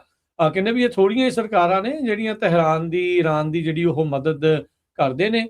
ਪਿਓਂਗਯੈਂਗ ਤੇ ਤਹਿਰਾਨ ਕਹਿੰਦੇ ਵੀ ਇਹ ਥੋੜੀਆਂ ਗਵਰਨਮੈਂਟਸ ਆ ਜਿਨ੍ਹਾਂ ਨੂੰ ਰਸ਼ੀਅਨ ਪ੍ਰੈਜ਼ੀਡੈਂਟ ਦੀ ਜਿਹੜੇ ਇਨਵੇਜਨ ਦੀ ਉਹਨਾਂ ਨੇ ਸਪੋਰਟ ਕੀਤੀ ਸੀਗੀ। ਰਸ਼ੀਆ ਨੇ ਜੋ ਯੂਕਰੇਨ ਦੇ ਉੱਤੇ ਹਮਲਾ ਕੀਤਾ ਸੀਗਾ, ਤੇ ਬਸ ਉਹੀ ਚੀਜ਼ ਆ ਜਿਹੜਾ ਹਰਜੋਤ ਸਿੰਘ ਜੀ ਵੀ ਇੱਕ ਦੂਜੇ ਉੱਤੇ ਤੌਹਮਤਾਂ ਜਿਹੜੀਆਂ ਉਹ ਲੱਗ ਰਹੀਆਂ ਆ, ਪਰ ਦੁਨੀਆ ਦੇ ਵਿੱਚ ਗਲੋਬਲ ਜਿਹੜਾ ਨਵਾਂ ਆਰਡਰ ਆ ਉਹ ਬਣ ਰਿਹਾ ਆ। ਅਸਲ ਦੇ ਵਿੱਚ ਜੇ ਦੇਖਿਆ ਜਾਵੇ ਤਾਂ ਜਿਹਦਾ ਜ਼ੋਰ ਚੱਲਦਾ ਹੈ ਹਰਜੋਤ ਸਿੰਘ ਜੀ, ਉਹ ਆਪਣਾ ਜਿਹੜਾ ਉਹ ਦਿਖਾ ਰਿਹਾ ਆ, ਤੇ ਮੌਕੇ ਬਹੁਤ ਅਜਿਹੇ ਇਦਾਂ ਦੇ ਜਿਹੜੇ ਆ ਉਹ ਬਹੁਤ ਘੱਟ ਆਉਂਦੇ ਹੁੰਦੇ ਆ। ਸੋ ਹੋਰ ਵੀ ਕੌਮਾਂ ਜਿਹੜੀਆਂ ਉਹ ਇਸ ਟਾਈਮ ਦੇਖ ਰਹੀਆਂ ਆ ਵੀ ਸਾਨੂੰ ਇਸ ਕੌਨਫਲਿਕਟ ਦੇ ਵਿੱਚੋਂ ਕਿਹੜਾ ਜਿਹੜਾ ਮੌਕਾ ਆ ਉਹ ਮਿਲ ਸਕਦਾ ਹੈਗਾ ਆ, ਤੇ ਆਪਣੀ ਵੀ ਕਮਿਊਨਿਟੀ ਨੂੰ ਖਾਸ ਕਰਕੇ ਸਿੱਖਾਂ ਨੂੰ ਵੀ ਜਿਹੜਾ ਉਹ ਸੁਚੇਤ ਇਸ ਦੇ ਵਿੱਚ ਰਹਿਣਾ ਚਾਹੀਦਾ, ਦੇਖਣਾ ਚਾਹੀਦਾ ਆ ਵੀ ਇਹ ਸਾਰੇ ਕਾਸੇ ਦੇ ਵਿੱਚ ਤੁਹਾਡੀ ਮਦਦ ਕਿੱਦਾਂ ਜਿਹੜੀ ਆ ਤੁਹਾਡੇ ਮਿਸ਼ਨ ਨੂੰ ਅੱਗੇ ਵਧਾਉਣ ਦੇ ਲਈ ਕੀਤੀ ਜਿਹੜੀ ਉਹ ਜਾ ਸਕਦੀ ਹੈਗੀ ਆ। ਇਹ ਆਪਣੀ ਲੜਾਈ ਤਾਂ ਨਹੀਂ ਆ, ਪਰ ਇਹਨਾਂ ਕੌਨਫਲਿਕਟਸ ਦੇ ਵਿੱਚੋਂ ਹੀ ਨਵੇਂ ਮੁਲਕ, ਨਵੀਆਂ ਜਿਹੜੀਆਂ ਚੀਜ਼ਾਂ ਆ ਉਹ ਹਮੇਸ਼ਾ ਬਣਦੀਆਂ ਹੁੰਦੀਆਂ। ਇਹ ਖਬਰ ਕਰਕੇ ਫਿਰ ਆਪਾਂ ਬ੍ਰੇਕ ਲੈਂਦੇ ਆ। ਤੇ ਪ੍ਰੈਜ਼ੀਡੈਂਟ ਟਰੰਪ ਉਹਨਾਂ ਦੇ ਜਿਹੜੇ ਕ੍ਰਿਟਿਕ ਹੈਗੇ ਆ, ਜਿਹੜੇ ਉਹਨਾਂ ਨੂੰ ਕ੍ਰਿਟਿਸਾਈਜ਼ ਕਰਦੇ ਆ, ਉਹਨਾਂ ਨੇ ਕੈਬਨਿਟ ਨੂੰ ਕਿਹਾ ਆ ਵੀ 25th ਅਮੈਂਡਮੈਂਟ ਜੋ ਆ ਪ੍ਰੈਜ਼ੀਡੈਂਟ ਦੇ ਅਗੇਂਸਟ ਇਨਵੋਕ ਕੀਤੀ ਜਾਵੇ। ਕਹਿੰਦੇ ਵੀ ਜੋ ਮੈਸੇਜ ਪ੍ਰੈਜ਼ੀਡੈਂਟ ਟਰੰਪ ਉਹਨਾਂ ਨੇ ਟਰੂਥ ਸੋਸ਼ਲ ਦੇ ਉੱਤੇ ਈਸਟਰ ਵਾਲੇ ਦਿਨ, ਜਿਹੜਾ ਜਿੱਦਣ ਰੱਬ ਦਾ ਨਾਮ ਲਿਆ ਜਾਂਦਾ, ਵੀ ਸਾਰਿਆਂ ਨੂੰ ਕਿਹਾ ਜਾਂਦਾ ਵੀ ਇੱਕ ਦੂਜੇ ਨੂੰ ਜੱਫੀ ਪਾ ਕੇ ਮਿਲੋ, ਇੱਕ ਦੂਜੇ ਦੀ ਟੇਕ ਕੇਅਰ ਕਰੋ, ਤੇ ਉਹਦੇ ਵਿੱਚ ਉਹਨਾਂ ਨੇ ਪ੍ਰੇਜ਼ ਬੀ ਟੂ ਅੱਲਾ ਤੇ ਐਫ ਵਰਡ ਤੇ ਵੀ ਵਰਡ ਜਿਹੜੇ ਗਾਲਾਂ ਗੁਲਾਂ ਕਚਾਈਆਂ ਕੱਢੀਆਂ ਕਾਫੀ ਯੂਜ਼ ਕੀਤੇ ਸੀ। ਸੈਨੇਟਰ ਕ੍ਰਿਸ ਮਰਫੀ ਜੋ ਕਨੈਟੀਕਟ ਦੇ ਡੈਮੋਕ੍ਰੇਟ ਹੈਗੇ ਆ, ਉਹਨਾਂ ਨੇ ਕੈਬਨਿਟ ਨੂੰ ਬੇਨਤੀ ਕੀਤੀ ਆ ਵੀ ਜਿਹੜਾ 25th ਅਮੈਂਡਮੈਂਟ ਆ ਇਹਨੂੰ ਕੰਸੀਡਰ ਕੀਤਾ ਜਾਵੇ, ਜਿਹਦੇ ਮੁਤਾਬਕ ਪ੍ਰੈਜ਼ੀਡੈਂਟ ਜੋ ਆ ਉਸ ਨੂੰ ਰਿਮੂਵ ਕੀਤਾ ਜਾ ਸਕਦਾ ਹੈ ਕੁਝ ਕੰਡੀਸ਼ਨਸ ਦੇ ਤਹਿਤ। ਤੇ ਕਹਿੰਦੇ ਭਈ ਪ੍ਰੈਜ਼ੀਡੈਂਟ ਦੀ ਜਿਹੜੀ ਪੋਸਟ ਆ ਉਹ ਕੰਪਲੀਟਲੀ ਅਟਰਲੀ ਅਨਹਿੰਜਡ ਹੈਗੀ ਆ।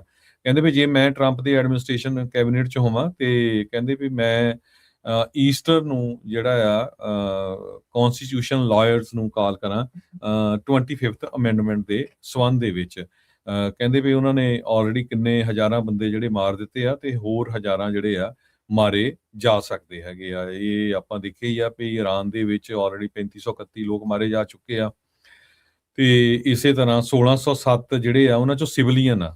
ਤੇ international federation of red cross ਤੇ ਰੈੱਡ ਕ੍ਰਿਸੈਂਟ ਸੁਸਾਇਟੀਜ਼ ਨੇ ਕਿਹਾ ਵੀ 1900 ਲੋਕ ਜਿਹੜੇ ਮਾਰੇ ਗਏ ਹੈਗੇ ਆ ਹੋਰ, ਤੇ 20,000 ਜਿਹੜੇ ਆ ਉਹ ਫੱਟੜ ਹੋਏ ਹੈਗੇ ਆ।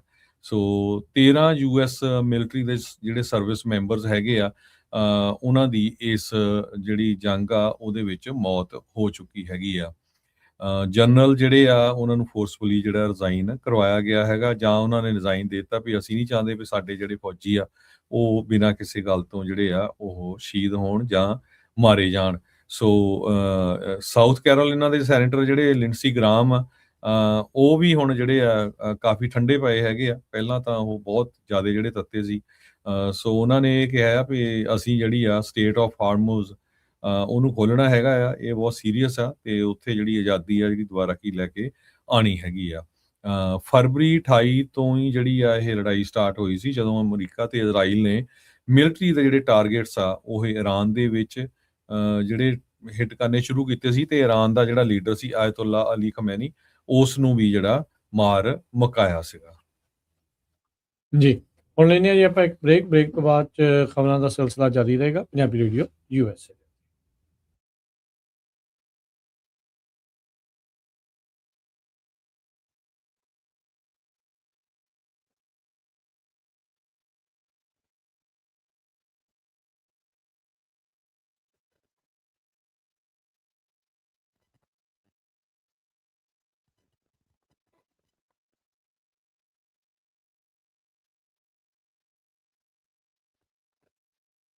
ਪੰਜਾਬੀ ਰੇਡੀਓ USA 7 ਦਿਨ 24 ਘੰਟੇ ਚੱਲਣ ਵਾਲਾ ਪੰਜਾਬੀਆਂ ਦਾ ਆਪਣਾ ਮਨਪਾਉਂਦਾ ਰੇਡੀਓ ਸਟੇਸ਼ਨ ਤੇ ਸਾਡੇ ਪਲੇਟਫਾਰਮ ਪੰਜਾਬੀ ਟੀਵੀ USA ਨੂੰ ਫਾਲੋ ਕਰੋ। ਸਾਡੇ Facebook, YouTube, Instagram ਤੇ TikTok ਪਲੇਟਫਾਰਮਸ ਤੇ ਜੁਆਇਨ ਕਰਨ ਤੋਂ ਮਗਰੋਂ ਸਬਸਕ੍ਰਾਈਬ ਕਰੋ, ਫਾਲੋ ਕਰੋ ਔਰ ਅਪਡੇਟ ਰਹੋ। ਅਸੀਂ ਤੁਹਾਨੂੰ ਖਬਰਦਾਰ ਰੱਖਣ ਲਈ ਕਰੰਟ ਅਫੇਅਰਸ, ਮਨੋਰੰਜਨ ਭਰਪੂਰ ਐਂਟਰਟੇਨਮੈਂਟ ਪ੍ਰੋਗਰਾਮ ਪੇਸ਼ ਕਰਨੇ ਹਾਂ, ਜਿੱਦਾਂ ਅਪਡੇਟ ਅਮਰੀਕਾ प्रोग्राम लेके हाजिर हो चुके हैं इस मौके अपडेट अमेरिका, अपडेट कैलिफोर्निया, खबर ते नजर, update immigration, Sanjhi Sath, update Pakistan, Sikh history, update farming, gateway to college, breaking news, Kavi Darbar, update Canada, Panthic paradigm, the Sikh excellence show, Punjabi tech talk, interviews, live coverages ते लाइव रोड शो, इस तो अड अनगिनत प्रोग्राम्स 24 घंटे चलने वाले पंजाबियों दे सब तो वड्डे पंजाबी रेडियो नेटवर्क ते पंजाबी टीवी USA ते अपने बिजनेस दी प्रमोशन करो। प्रमोशन वास्ते साडा टेलीफोन नंबर 408 272 5200 यानी 4082725200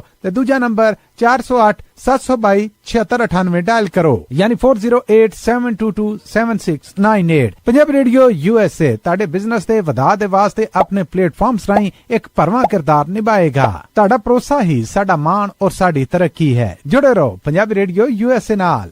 ਪੰਜਾਬੀ ਰੇਡੀਓ USA 7 ਦਿਨ 24 ਘੰਟੇ ਚੱਲਣ ਵਾਲਾ ਪੰਜਾਬੀਆਂ ਦਾ ਆਪਣਾ ਮਨਪਾਉਂਦਾ ਰੇਡੀਓ ਸਟੇਸ਼ਨ ਤੇ ਸਾਡੇ ਪਲੇਟਫਾਰਮ ਪੰਜਾਬੀ ਟੀਵੀ USA ਨੂੰ ਫਾਲੋ ਕਰੋ। ਸਾਡੇ Facebook, YouTube, Instagram ਤੇ TikTok ਪਲੇਟਫਾਰਮਸ ਤੇ ਜੁਆਇਨ ਕਰਨ ਤੋਂ ਮਗਰੋਂ ਸਬਸਕ੍ਰਾਈਬ ਕਰੋ, ਫਾਲੋ ਕਰੋ ਔਰ ਅਪਡੇਟ ਰਹੋ। ਅਸੀਂ ਤੁਹਾਨੂੰ ਖਬਰਦਾਰ ਰੱਖਣ ਲਈ ਕਰੰਟ ਅਫੇਅਰਸ, ਮਨੋਰੰਜਨ ਭਰਪੂਰ ਐਂਟਰਟੇਨਮੈਂਟ ਪ੍ਰੋਗਰਾਮ ਪੇਸ਼ ਕਰਨੇ ਹਾਂ, ਜਿੱਦਾਂ ਅਪਡੇਟ ਅਮਰੀਕਾ, प्रोग्राम लेके हाजिर हो चुके हैं इस मौके अपडेट अमेरिका, अपडेट कैलिफोर्निया, खबर ते नजर, update immigration, Sanjhi Sath, update Pakistan, Sikh history, update farming, gateway to college, breaking news, Kavi Darbar, update Canada, Panthic paradigm, the Sikh excellence show, Punjabi tech talk, interviews, live coverages ते लाइव रोड शो, इस तो अड अनगिनत प्रोग्राम्स 24 घंटे चलने वाले पंजाबियों दे सब तो वड्डे पंजाबी रेडियो नेटवर्क ते पंजाबी टीवी USA ते अपने बिजनेस दी प्रमोशन करो। प्रमोशन वास्ते साडा टेलीफोन नंबर 408 272 5200 यानी 4082725200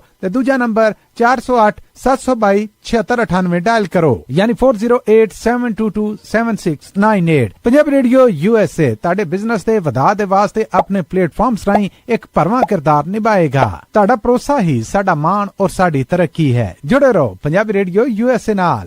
ਪੰਜਾਬੀ ਰੇਡੀਓ USA 7 ਦਿਨ 24 ਘੰਟੇ ਚੱਲਣ ਵਾਲਾ ਪੰਜਾਬੀਆਂ ਦਾ ਆਪਣਾ ਮਨਪਾਉਂਦਾ ਰੇਡੀਓ ਸਟੇਸ਼ਨ ਤੇ ਸਾਡੇ ਪਲੇਟਫਾਰਮ ਪੰਜਾਬੀ ਟੀਵੀ USA ਨੂੰ ਫਾਲੋ ਕਰੋ। ਸਾਡੇ Facebook, YouTube, Instagram ਤੇ TikTok ਪਲੇਟਫਾਰਮਸ ਤੇ ਜੁਆਇਨ ਕਰਨ ਤੋਂ ਮਗਰੋਂ ਸਬਸਕ੍ਰਾਈਬ ਕਰੋ, ਫਾਲੋ ਕਰੋ ਔਰ ਅਪਡੇਟ ਰਹੋ। ਅਸੀਂ ਤੁਹਾਨੂੰ ਖਬਰਦਾਰ ਰੱਖਣ ਲਈ ਕਰੰਟ ਅਫੇਅਰਸ, ਮਨੋਰੰਜਨ ਭਰਪੂਰ ਐਂਟਰਟੇਨਮੈਂਟ ਪ੍ਰੋਗਰਾਮ ਪੇਸ਼ ਕਰਨੇ ਹਾਂ, ਜਿੱਦਾਂ ਅਪਡੇਟ ਅਮਰੀਕਾ, प्रोग्राम लेके हाजिर हो चुके हैं इस मौके अपडेट अमेरिका, अपडेट कैलिफोर्निया, खबर ते नजर, update immigration, Sanjhi Sath, update Pakistan, Sikh history, update farming, gateway to college, breaking news, Kavi Darbar, update Canada, Panthic paradigm, the Sikh excellence show, Punjabi tech talk, interviews, live coverages ते लाइव रोड शो, इस तो अड अनगिनत प्रोग्राम्स 24 घंटे चलने वाले पंजाबियों दे सब तो वड्डे पंजाबी रेडियो नेटवर्क ते पंजाबी टीवी USA ते अपने बिजनेस दी प्रमोशन करो। प्रमोशन वास्ते साडा टेलीफोन नंबर 408 272 5200 यानी 4082725200 ते दूजा नंबर 408 722 7698 डायल करो यानी 4087227698। पंजाबी रेडियो कलैक्शन कॉल्स बंद करवाओ, 60% तक अपना कर्जा माफ करवाओ ते लॉयर्स ਤੁਹਾਨੂੰ ਆਊਟ ਆਫ ਕੋਰਟ ਸੈਟਲਮੈਂਟਸ ਲੈ ਕੇ ਦੇਣਗੇ। ਅਸੀਂ ਇੱਕ ਨਿੱਕਾ ਪੈਸਾ ਨਹੀਂ ਲੈਂਦੇ ਜਦ ਤੱਕ ਤੁਹਾਡਾ ਕਰਜ਼ਾ ਮਾਫ ਨਹੀਂ ਕਰਵਾ ਦਿੰਦੇ। US ਤੇ ਕੈਨੇਡਾ ਲਈ ਕਾਲ ਕਰੋ 8888889914। ਕਲੈਕਸ਼ਨ ਕਾਲਸ ਬੰਦ ਕਰਵਾਓ, 60% ਤੱਕ ਆਪਣਾ ਕਰਜ਼ਾ ਮਾਫ ਕਰਵਾਓ ਤੇ ਲॉयर्स ਤੁਹਾਨੂੰ ਆਊਟ ਆਫ ਕੋਰਟ ਸੈਟਲਮੈਂਟਸ ਲੈ ਕੇ ਦੇਣਗੇ। ਅਸੀਂ ਇੱਕ ਨਿੱਕਾ ਪੈਸਾ ਨਹੀਂ ਲੈਂਦੇ ਜਦ ਤੱਕ ਤੁਹਾਡਾ ਕਰਜ਼ਾ ਮਾਫ ਨਹੀਂ ਕਰਵਾ ਦਿੰਦੇ। US ਤੇ ਕੈਨੇਡਾ ਲਈ ਕਾਲ ਕਰੋ 8888889914। ਕਲੈਕਸ਼ਨ ਕਾਲਸ ਬੰਦ ਕਰਵਾਓ, 60% ਤੱਕ ਆਪਣਾ ਕਰਜ਼ਾ ਮਾਫ ਕਰਵਾਓ।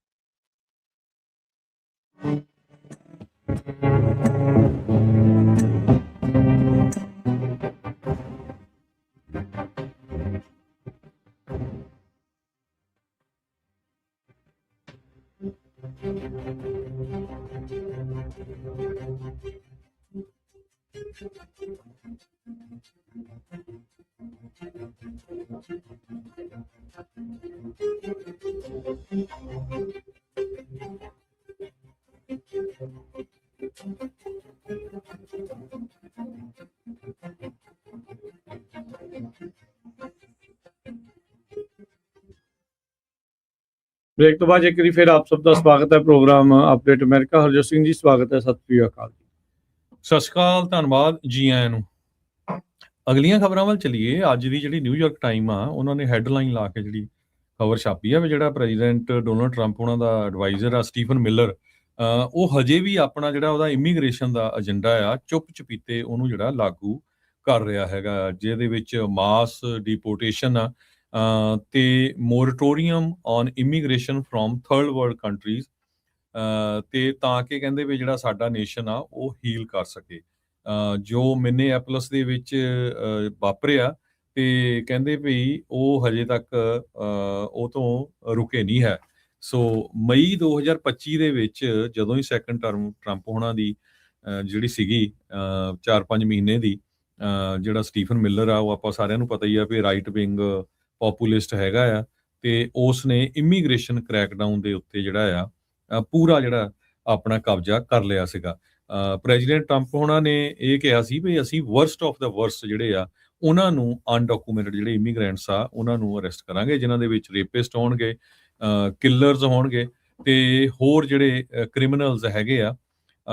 ਪਰ ਜਿਹੜਾ ਮਿਲਰ ਸੀ ਉਹ ਕਹਿੰਦਾ ਸੀ ਵੀ ਜਿਹੜਾ ਮਰਜ਼ੀ ਬੰਦਾ ਤੁਹਾਡੇ ਅੜਿੱਕੇ ਆ ਜਾਏ, ਜੋ ਕੰਟਰੀ ਦੇ ਵਿੱਚ ਇਲੀਗਲੀ ਐਂਟਰ ਹੋਇਆ ਆ ਉਸ ਨੂੰ ਡਿਪੋਰਟ ਕੀਤਾ ਜਾਵੇ। ਸੋ ਕਹਿੰਦੇ ਵੀ ਉਹ ਇੱਕ ਦਿਨ ਆਇਆ ਪਿਛਲੇ ਸਪਰਿੰਗ ਦੇ ਵਿੱਚ, ਜਿਹੜਾ ਇਮੀਗ੍ਰੇਸ਼ਨ ਦੇ ਕਸਟਮ ਇਨਫੋਰਸਮੈਂਟ ਦੇ ਹੈੱਡਕੁਆਰਟਰਸ ਹੈਗੇ ਆ, ਉੱਥੋਂ ਉਹਨੇ ਜਿਹੜੇ ਆ ਅਪਡੇਟ ਕੀਤੇ ਏਜੰਸੀ ਲੀਡਰਸ ਤੋਂ ਸਾਰੀ ਜਿਹੜੀ ਇਨਫੋਰਮੇਸ਼ਨ ਆ, ਤੇ ਉਹਦੇ ਵਿੱਚ ਉਹਨਾਂ ਨੇ ਇਹ ਕਿਹਾ ਵੀ ਕੀ ਕੁਝ ਜਿਹੜਾ ਚੱਲ ਰਿਹਾ ਹੈਗਾ ਤੇ ਕਿਸ ਤਰ੍ਹਾਂ ਜਿਹੜਾ ਇਹਦੇ ਉੱਤੇ ਐਕਟ ਕਰਨਾ ਹੈਗਾ। ਆਪਾਂ ਜੋ ਦੇਖਿਆ ਹੀ ਆ ਬਾਅਦ ਦੇ ਵਿੱਚ ਕ੍ਰਿਸਟੀ ਨੋਇਮ ਨੇ ਕੀ ਕਿਹਾ, ਕੀ ਕੀਤਾ ਮਿਨੀਐਪੋਲਿਸ ਦੇ ਵਿੱਚ, ਤੇ ਹਜ਼ਾਰਾਂ ਬੰਦੇ ਹੁਣ ਤੱਕ ਜਿਹੜੇ ਡਿਪੋਰਟ ਹੋ ਚੁੱਕੇ ਆ, ਹਜ਼ਾਰਾਂ ਨਹੀਂ ਲੱਖਾਂ ਹੀ ਆਪਾਂ ਕਹਿ ਸਕਦੇ ਆ। ਬਹੁਤ ਸਾਰੇ ਆਪਣੇ ਆਪ ਵੀ ਚਲੇ ਗਏ ਹੈਗੇ ਆ, ਤੇ ਹਜ਼ਾਰਾਂ ਦੇ ਕਰੀਬ ਲੋਕ ਜਿਹੜੇ ਆ ਉਹ ਜੇਲ੍ਹਾਂ ਦੇ ਵਿੱਚ ਹਜੇ ਵੀ ਬੰਦ ਹੈਗੇ ਆ। ਕਹਿੰਦੇ ਵੀ ਜਿਹੜਾ ਮਿਸਟਰ ਮਿਲਰ ਆ ਇਹਦਾ ਡਬਲ ਟਾਈਟਲ ਆ, deputy chief of staff for policy ਤੇ ਹੋਮਲੈਂਡ ਸਿਕਿਉਰਿਟੀ ਐਡਵਾਈਜ਼ਰ। ਦੋ ਆ, ਡਿਪਟੀ ਚੀਫ ਆਫ ਸਟਾਫ ਆ ਫਾਰ ਪਾਲਿਸੀ ਤੇ ਫਿਰ ਜਿਹੜਾ ਐਡਵਾਈਜ਼ਰ ਹੈਗਾ ਹੋਮਲੈਂਡ ਸਿਕਿਉਰਿਟੀ ਦਾ। ਸੋ ਰੈਗੂਲਰ ਕਾਲਸ ਕਹਿੰਦੇ ਵੀ ਉਹਦੀਆਂ ਜਿਹੜੀਆਂ ਪ੍ਰੈਜ਼ੀਡੈਂਟ ਦੇ ਨਾਲ ਹੁੰਦੀਆਂ ਨੈਸ਼ਨਲ ਸਿਕਿਉਰਿਟੀ ਨੂੰ ਲੈ ਕੇ, ਇਮੀਗ੍ਰੇਸ਼ਨ ਆਫੀਸ਼ੀਅਲਸ ਦੇ ਨਾਲ, ਤੇ ਉਹਨਾਂ ਦਾ ਜਿਹੜਾ ਏਜੰਡਾ ਉਸੇ ਹਿਸਾਬ ਦੇ ਨਾਲ ਚੱਲ ਰਿਹਾ ਹੈਗਾ। ਸੋ ਰਿਪਬਲਿਕਨ ਜੋ ਆ ਉਹ ਕਾਂਗਰਸ ਦੇ ਵਿੱਚ ਪੁਸ਼ ਕਰ ਰਹੇ ਆ ਵੀ ਜਿਹੜੀਆਂ ਆਈਸ ਦੇ ਵਿੱਚ ਰਿਫਾਰਮਸ ਹੋਣੀਆਂ ਚਾਹੀਦੀਆਂ ਆ, ਪਰ ਜਿਹੜੇ ਡੈਮੋਕ੍ਰੇਟਸ ਹੈਗੇ ਆ ਉਹ ਕੁਝ ਡੈਮੋਕ੍ਰੇਟਸ ਨੇ ਜਿਹੜੀਆਂ ਟਰੰਪ ਉਹਨਾਂ ਦੀਆਂ ਪਾਲਿਸੀਆਂ ਆ ਉਹਨਾਂ ਨੂੰ ਸਪੋਰਟ ਵੀ ਕੀਤਾ ਹੈਗਾ ਆ, ਉਹ ਆਪਾਂ ਦੇਖਿਆ ਹੀ ਹੈਗਾ ਆ। ਤੇ ਸੋ ਸਟੀਫਨ ਮਿਲਰ ਹਜੇ ਵੀ ਬਹੁਤ ਸਟਰੋਂਗ ਮੈਨ ਆ ਟਰੰਪ ਐਡਮਿਨਿਸਟ੍ਰੇਸ਼ਨ ਦੇ ਵਿੱਚ। ਜੀ ਬਿਲਕੁਲ। ਸੋ ਸਟੀਫਨ ਮਿਲਰ ਦਾ ਸਾਰਾ ਜਿਹੜਾ ਆ ਇਸ ਟਾਈਮ ਦੱਸਿਆ ਹਰਜੋਤ ਸਿੰਘ ਹੋਣਾ ਨੇ ਕਿ ਕੀ ਕੁਛ ਜਿਹੜਾ ਉਹ ਕਰ ਰਿਹਾ ਆ। ਅਗਲੀ ਜਿਹੜੀ ਹਰਜੋਤ ਸਿੰਘ ਜੀ ਗੱਲ ਕਰਦੇ ਜਾਈਏ ਇਮੀਗ੍ਰੇਸ਼ਨ ਦੇ ਨਾਲ ਹੀ ਇਹ ਵੀ ਸੰਬੰਧਿਤ ਆ। ਕਾਂਗੋ ਜਿਹੜਾ ਅਫਰੀਕਾ ਦਾ ਇੱਕ ਮੁਲਕ ਆ, ਉਹਨਾਂ ਨੇ ਕਿਹਾ ਵੀ ਇੱਕ ਨਵੀਂ ਡੀਲ ਦੇ ਤਹਿਤ ਉਹ ਥਰਡ ਕੰਟਰੀ ਡਿਪੋਰਟੀਜ਼ ਆ ਉਹਨਾਂ ਨੂੰ ਰਿਸੀਵ ਕਰੇਗਾ। ਕਿਨਸ਼ਾਸਾ ਜਿਹੜਾ ਆ ਉਹਨਾਂ ਦੇ ਵੱਲ ਜਿਹੜੀ ਕਿ ਰਾਜਧਾਨੀ ਆ ਬੇਸਿਕਲੀ ਕਾਂਗੋ ਦੀ, ਉਹਨਾਂ ਨੇ ਕਿਹਾ ਵੀ ਉਹ ਕੁਛ ਜਿਹੜੇ ਮਾਈਗ੍ਰੈਂਟਸ ਆ ਉਹਨਾਂ ਨੂੰ ਇਹ part of new deal under Trump administration third country programme ਉਹਨਾਂ ਦਾ ਸਮਝੌਤਾ ਹੋਇਆ। ਕੱਲ ਐਤਵਾਰ ਨੂੰ ਇਹ ਅਫਰੀਕਨ ਨੇਸ਼ਨ ਉਸ ਲਿਸਟ ਦੇ ਵਿੱਚ ਦਾਖਲ ਹੋ ਗਿਆ ਆ, ਸ਼ਾਮਲ ਹੋ ਗਿਆ, ਜਿਨ੍ਹਾਂ ਨੇ ਅਮਰੀਕਾ ਦੇ ਥਰਡ ਕੰਟਰੀ ਡਿਪੋਰਟੀਜ਼ ਆ ਉਹਨਾਂ ਨੂੰ ਲੈਣ ਦੀ ਗੱਲ ਜਿਹੜੀ ਉਹ ਮੰਨ ਲਈ ਹੈਗੀ ਆ। ਕਿੱਦਣ ਤੋਂ ਲੈਣਗੇ ਜਾਂ ਕਿੰਨੇ ਨੰਬਰ ਲੈਣੇ ਆ ਉਹਦੇ ਬਾਰੇ ਉਹਨਾਂ ਨੇ ਕੋਈ ਖੁਲਾਸਾ ਨਹੀਂ ਕੀਤਾ। ਕਾਂਗੋ ਦੀ ਜਿਹੜੀ ਸਰਕਾਰ ਆ ਉਹਨਾਂ ਨੇ ਕਿਹਾ ਵੀ ਇਹ ਟੈਂਪਰੇਰੀ ਆਰਜੀ ਤੌਰ ਦੇ ਉੱਤੇ ਚੀਜ਼ ਜਿਹੜੀ ਉਹ ਕੀਤੀ ਗਈ ਹੈਗੀ ਆ। ਸੋ US ਕਹਿੰਦੇ ਵੀ ਉਹਨੇ ਕਈ ਜਿਹੜੇ ਇਦਾਂ ਦੇ ਥਰਡ ਕੰਟਰੀ ਡੈਪੋਟੇਸ਼ਨ ਡੀਲਸ ਆ ਘੱਟੋ ਘੱਟ 7 ਹੋਰ ਮੁਲਕਾਂ ਦੇ ਨਾਲ ਅਫਰੀਕਾ ਦੇ ਵਿੱਚ ਬਣਾਈਆਂ ਹੈਗੀਆਂ। ਸੋ ਥਰਡ ਕੰਟਰੀ ਡੈਪੋਟੇਸ਼ਨ ਦਾ ਕੀ ਮਤਲਬ ਆ ਵੀ ਮੰਨ ਲਓ ਜਿੱਦਾਂ ਕੋਈ ਭਾਰਤੀ ਮੂਲ ਦੇ ਬੰਦੇ ਨੂੰ ਉਹਨਾਂ ਨੇ ਡਿਪੋਰਟ ਕਰਨਾ, ਤੇ ਜੇ ਭਾਰਤ ਵਾਲੇ ਨਹੀਂ ਲੈ ਰਹੇ ਜਾਂ ਉਹਨਾਂ ਦੇ ਵਿੱਚ ਪ੍ਰਕਿਰਿਆ 'ਚ ਉਹਨਾਂ ਨੂੰ ਲੰਮਾ ਵਕਤ ਲੱਗ ਰਿਹਾ ਆ, ਤਾਂ ਇਹ ਅਜਿਹੇ ਮੁਲਕਾਂ ਦੇ ਵਿੱਚ ਜਿਹੜੇ ਉਸ ਮੁਲਕ ਦੇ ਨਿਵਾਸੀ ਨਹੀਂ ਵੀ ਆ, ਉਹਨਾਂ ਨੂੰ ਕਿਸੇ ਤੀਜੇ ਮੁਲਕ ਦੇ ਵਿੱਚ ਡਿਪੋਰਟ ਕਰਕੇ ਉਹਨਾਂ ਚਿਰ ਰੱਖਣ ਦੇ ਲਈ ਘੱਲਿਆ ਜਿਹੜਾ ਉਹ ਜਾ ਰਿਹਾ ਹੈਗਾ। ਟਰੰਪ ਐਡਮਿਨਿਸਟ੍ਰੇਸ਼ਨ ਕਹਿੰਦੇ ਵੀ 300 ਮਾਈਗ੍ਰੈਂਟਸ ਨੂੰ ਵੱਖ-ਵੱਖ ਮੁਲਕਾਂ ਦੇ ਵਿੱਚ ਡਿਪੋਰਟ ਕਰਨ ਦੇ ਲਈ $40 ਮਿਲੀਅਨ ਖਰਚੇਗੀ। ਸੋ ਆਲਰੇਡੀ ਉਹਨਾਂ ਨੇ $40 ਮਿਲੀਅਨ ਖਰਚੇ ਆ 300 ਜਾਣਿਆਂ ਨੂੰ ਡਿਪੋਰਟ ਕਰਨ ਦੇ ਲਈ ਕਿਸੇ ਹੋਰ ਮੁਲਕ ਦੇ ਵਿੱਚ। ਹੁਣ ਇਹ ਕਿੰਨਾ ਕੁ ਸਸਤਾ ਪੈ ਰਿਹਾ ਜਾਂ ਕਿੰਨਾ ਕੁ ਮਹਿੰਗਾ ਪੈ ਰਿਹਾ ਆ, ਇਹ ਅੰਦਾਜ਼ਾ ਤੁਸੀਂ ਆਪ ਸਹਿਜੇ ਖੁਦ ਲਗਾ ਸਕਦੇ ਆ। ਸੈਨੇਟ ਫੋਰਨ ਰਿਲੇਸ਼ਨ ਕਮੇਟੀ ਦੇ ਜਿਹੜੇ ਸਟਾਫ ਦੇ ਵਿੱਚ ਸੀਗੇ, ਉਹਨਾਂ ਨੇ ਇਹ ਜਿਹੜੀ ਇੱਕ ਰਿਪੋਰਟ ਪੇਸ਼ ਕੀਤੀ ਸੀ, ਉਹਦੇ ਵਿੱਚ ਜਾਣਕਾਰੀ ਸਾਹਮਣੇ ਆਈ ਸੀ। ਕਈ ਜਿਹੜੇ ਲਾਇਰਸ ਤੇ ਜਿਹੜੇ ਐਕਟਿਵਿਸਟ ਆ, ਉਹਨਾਂ ਨੇ ਸਵਾਲ ਚੁੱਕੇ ਆ ਇਦਾਂ ਦੀਆਂ ਡੀਲਸ ਨੂੰ ਜਿਹੜਾ ਉਹ ਲੈ ਕੇ, ਖਾਸ ਕਰਕੇ ਅਫਰੀਕਾ ਦੇ ਮੁਲਕਾਂ ਨੂੰ ਜਿਹੜਾ ਉਹ ਲੈ ਕੇ। ਕਹਿੰਦੇ ਵੀ ਇਹ ਜਿਹੜੀਆਂ ਖਾਸ ਕਰਕੇ ਰਿਪਰੈਸਿਵ ਗਵਰਨਮੈਂਟਸ ਆ, ਜਿੱਥੇ ਹਿਊਮਨ ਰਾਈਟ ਰੈਕਡ ਕਾਫੀ ਮਾੜਾ ਆ, ਉਹਨਾਂ ਦੇ ਨਾਲ ਇਦਾਂ ਦੀਆਂ ਡੀਲ ਬਣਾਈਆਂ ਗਈਆਂ, ਜਿਨ੍ਹਾਂ ਮੁਲਕਾਂ ਦੇ ਵਿੱਚ ਸਾਊਥ ਸੁਡਾਨ, ਇਕੁਆਟੋਰੀਅਲ ਗਿਨੀ, ਐਸਵਾਤੀਨੀ ਕਰਕੇ ਜਿਹੜੇ ਸ਼ਹਿਰ ਆ ਉਹ ਮੁਲਕ ਜਿਹੜੇ ਆ ਉਹ ਆਉਂਦੇ ਹੈਗੇ ਆ। ਸੋ ਕਾਂਗੋ ਉਸ ਲਿਸਟ ਦੇ ਵਿੱਚ ਉਹਦਾ ਨਾਮ ਸ਼ਾਮਲ ਹੋ ਗਿਆ ਆ। ਕੱਲ ਹੀ ਉਹਨਾਂ ਦੀ ਅਮਰੀਕਾ ਦੇ ਨਾਲ ਡੀਲ ਹੋਈ ਆ ਵੀ ਉਹ ਥਰਡ ਕੰਟਰੀ ਜਿਹੜੇ ਡਿਪੋਰਟੀਜ਼ ਆ, ਉਹਨਾਂ ਨੂੰ ਇਸ ਨਵੀਂ ਡੀਲ ਦੇ ਤਹਿਤ ਉਹ ਆਪਣੇ ਕੋਲ ਇੱਕ ਹਿਸਾਬ ਦੇ ਨਾਲ ਹਿਰਾਸਤ ਦੇ ਵਿੱਚ ਰੱਖਣਗੇ। ਜੀ, ਅਗਲੀ ਖਬਰ ਵਿੱਚ ਇਹ ਕਹਿੰਦੇ ਵੀ ਇੱਕ ਬੀਬੀ ਨੇ ਆਪਣਾ ਅਮਰੀਕਾ ਦੇ ਵਿੱਚ ਆਪਣੇ ਹਸਬੈਂਡ, ਜੋ ਕਿ ਬੜਾ ਅਬਿਊਜ਼ਰ ਸੀ, ਉਹਨੂੰ ਕੁੱਟਮਾਰ ਕਰਦਾ ਸੀ, ਸ਼ਰਾਬ ਪੀ ਕੇ ਗਾਲਾਂ ਕੱਢਦਾ ਸੀ, ਉਹਨੂੰ ਜਿਹੜਾ ਡਿਪੋਰਟ ਕਰਵਾ ਦਿੱਤਾ ਕਾਫੀ ਸਾਲ ਪਹਿਲਾਂ, ਲਗਭਗ 15 ਸਾਲ ਪਹਿਲਾਂ। ਤੇ ਹੁਣ ਉਸ ਨੂੰ ਖੁਦ ਨੂੰ ਹੀ ਜਿਹੜਾ ਡਿਪੋਰਟ ਕੀਤਾ ਜਾ ਰਿਹਾ ਹੈਗਾ ਆ। ਕਾਰਮਨ ਐਫ ਕਰਕੇ ਇਸ ਬੀਬੀ ਦਾ ਨਾਮ ਦੱਸਿਆ, ਸਾਊਥ ਅਮਰੀਕਾ ਦੀ ਰਹਿਣ ਵਾਲੀ ਆ, ਜੋ ਅਮਰੀਕਾ ਦੇ ਵਿੱਚ ਸੀ ਤੇ ਉਸ ਨੇ ਯੂ ਵੀਜ਼ਾ ਅਪਲਾਈ ਕੀਤਾ ਕਿਉਂਕਿ ਉਹ ਕ੍ਰਾਈਮ ਵਿਕਟਮ ਸੀਗੀ, ਤੇ ਤਾਂ ਕਿ ਉਹਨੂੰ ਜਿਹੜੀ ਪਰਮਾਨੈਂਟ ਰੈਜ਼ੀਡੈਂਸੀ ਆ ਉਹ USA ਦੇ ਵਿੱਚ ਮਿਲ ਸਕੇ। ਉਹ ਤਾਂ ਮਿਲਦੀ ਆ USA 'ਚ ਜੇ ਤੁਸੀਂ ਕੋਆਪਰੇਟ ਕਰਦੇ ਹੈਗੇ ਆ ਲਾ ਐਨਫੋਰਸਮੈਂਟ ਦੇ ਨਾਲ, ਤਾਂ ਕਿ ਜਿਹੜੇ ਪਰਪੀਟਰਸ ਹੈਗੇ ਆ, ਜਿਹੜੇ ਕ੍ਰਾਈਮ ਕਰਨ ਵਾਲੇ ਲੋਕ ਆ, ਉਹਨਾਂ ਨੂੰ ਇੱਥੋਂ ਡਿਪੋਰਟ ਕੀਤਾ ਜਾ ਸਕੇ। ਪਰ 15 ਸਾਲਾਂ ਬਾਅਦ ਕਹਿੰਦੇ ਵੀ ਇੰਨਾ ਵੱਡਾ ਬੈਕਲੌਗ ਆ ਯੂ ਵੀਜ਼ੇ ਦਾ। ਸੋ ਜਿਹੜਾ ਹੁਣ ਟਰੰਪ ਐਡਮਿਨਿਸਟ੍ਰੇਸ਼ਨ ਆ, ਇਸ ਬੀਬੀ ਨੂੰ ਵੀ ਜਿਹੜਾ ਡਿਪੋਰਟ ਆਪਣੇ ਮੁਲਕ ਕਰ ਰਿਹਾ ਹੈਗਾ ਆ। ਆਈਸ ਨੇ ਪਿਛਲੇ ਸਾਲ ਜੋ ਕਰਮਨ, ਇਹਦਾ ਐਕਚੁਅਲ ਨਾਂ ਨਹੀਂ ਹੈ, ਇਹ ਅਖਬਾਰ ਨੇ ਨਾਮ ਚੇਂਜ ਕਰਤਾ, ਪਰ ਜਿਹੜੀ ਸਟੋਰੀ ਆ ਉਹ ਬਿਲਕੁਲ ਰੀਅਲ ਆ, ਤੇ ਕਹਿੰਦੇ ਉਹਨੂੰ ਅਰੈਸਟ ਕਰਕੇ ਡਿਪੋਰਟ ਕਰ ਦਿੱਤਾ। ਤੇ ਉਹ ਨਾਲ ਦੀ ਨਾਲ ਉਹਦਾ ਜਿਹੜਾ ਯੰਗ ਸਨ ਸੀ, ਜਵਾਨ ਬੱਚਾ ਸੀ, ਉਸ ਨੂੰ ਵੀ ਨਾਲ ਜਿਹੜਾ ਆ ਡਿਪੋਰਟ ਕਰ ਦਿੱਤਾ, ਜਿੱਥੇ ਕਿ ਕਹਿੰਦੇ ਉਹਦਾ ਜਿਹੜਾ ਅਬਿਊਸਿਵ ਐਕਸ ਸੀਗਾ ਉਹ ਉਸ ਨੂੰ 에ਅਰਪੋਰਟ ਦੇ ਉੱਤੇ ਜਿਹੜਾ ਆ ਵੇਟ ਕਰਦਾ ਸੀਗਾ। ਸੋ ਇੱਕ ਕਲਾਸ ਐਕਸ਼ਨ ਲਾਸੂਟ ਫਾਈਲ ਕੀਤਾ ਗਿਆ ਹੈਗਾ centre for human rights and constitutional ਲਾ ਦੇ ਤਹਿਤ, ਤੇ ਜਿਹਦੇ ਮੁਤਾਬਕ ਕਰਮਨ ਨੂੰ ਵਾਪਸ ਜਿਹੜਾ ਇੱਥੇ ਅਮਰੀਕਾ ਦੇ ਵਿੱਚ ਲਿਆਉਣ ਦੀ ਕੋਸ਼ਿਸ਼ ਕਰ ਰਹੇ ਹੈਗੇ ਆ। ਜੱਜ ਨੇ ਇਹਦੇ ਬਾਰੇ ਜਿਹੜਾ ਡਿਸੀਜਨ ਆ, ਕਹਿੰਦੇ ਵੀ ਅੱਜ ਭੜ ਕੇ ਕਦੇ ਵੀ ਜਿਹੜਾ ਦੇ ਸਕਦਾ ਹੈਗਾ ਆ। ਯੂ ਵੀਜ਼ਾ ਜਿਹੜੇ ਸੀ ਅਮਰੀਕਾ ਦੇ ਵਿੱਚ ਜਿਹੜੇ ਅਨਡਾਕੂਮੈਂਟਡ ਇਮੀਗ੍ਰੈਂਟਸ ਆ, ਜਿਨ੍ਹਾਂ ਜੋ ਵਾਇਲੈਂਟ ਕ੍ਰਾਈਮ ਦੇ ਜਿਨ੍ਹਾਂ ਦੇ ਉੱਤੇ ਹੁੰਦਾ ਆ, ਕੋਈ ਕੰਮ ਕਰਦੇ ਦੇ ਉੱਤੇ ਹੋ ਗਿਆ, ਕਿਸੇ ਦੇ ਹਸਬੈਂਡ ਵਾਈਫ ਦੇ ਨੇ ਨਾ ਹੋਇਆ, ਲੜਾਈ ਝਗੜਾ ਹੋ ਗਿਆ, ਉਹਨਾਂ ਨੇ ਕੁੱਟਮਾਰ ਕੀਤੀ, ਤਾਂ ਉਹ ਲੋਕਾਂ ਲਈ ਕ੍ਰੀਏਟ ਕੀਤਾ ਗਿਆ ਸੀ 2000 ਦੇ ਵਿੱਚ violence against woman act. Congress ਨੇ ਯੂ ਵੀਜ਼ਾ ਕ੍ਰੀਏਟ ਕੀਤਾ ਸੀ। ਇਹਦਾ ਮਿਸਯੂਜ਼ ਵੀ ਕਹਿੰਦੇ ਇਸ ਖਬਰ ਦੇ ਮੁਤਾਬਕ ਬਹੁਤ ਜ਼ਿਆਦਾ ਹੋਇਆ, ਤੇ ਇਹਦੀ ਲਿਮਿਟ ਵੀ 10,000 ਹੈਗੀ ਆ ਹਰ ਸਾਲ।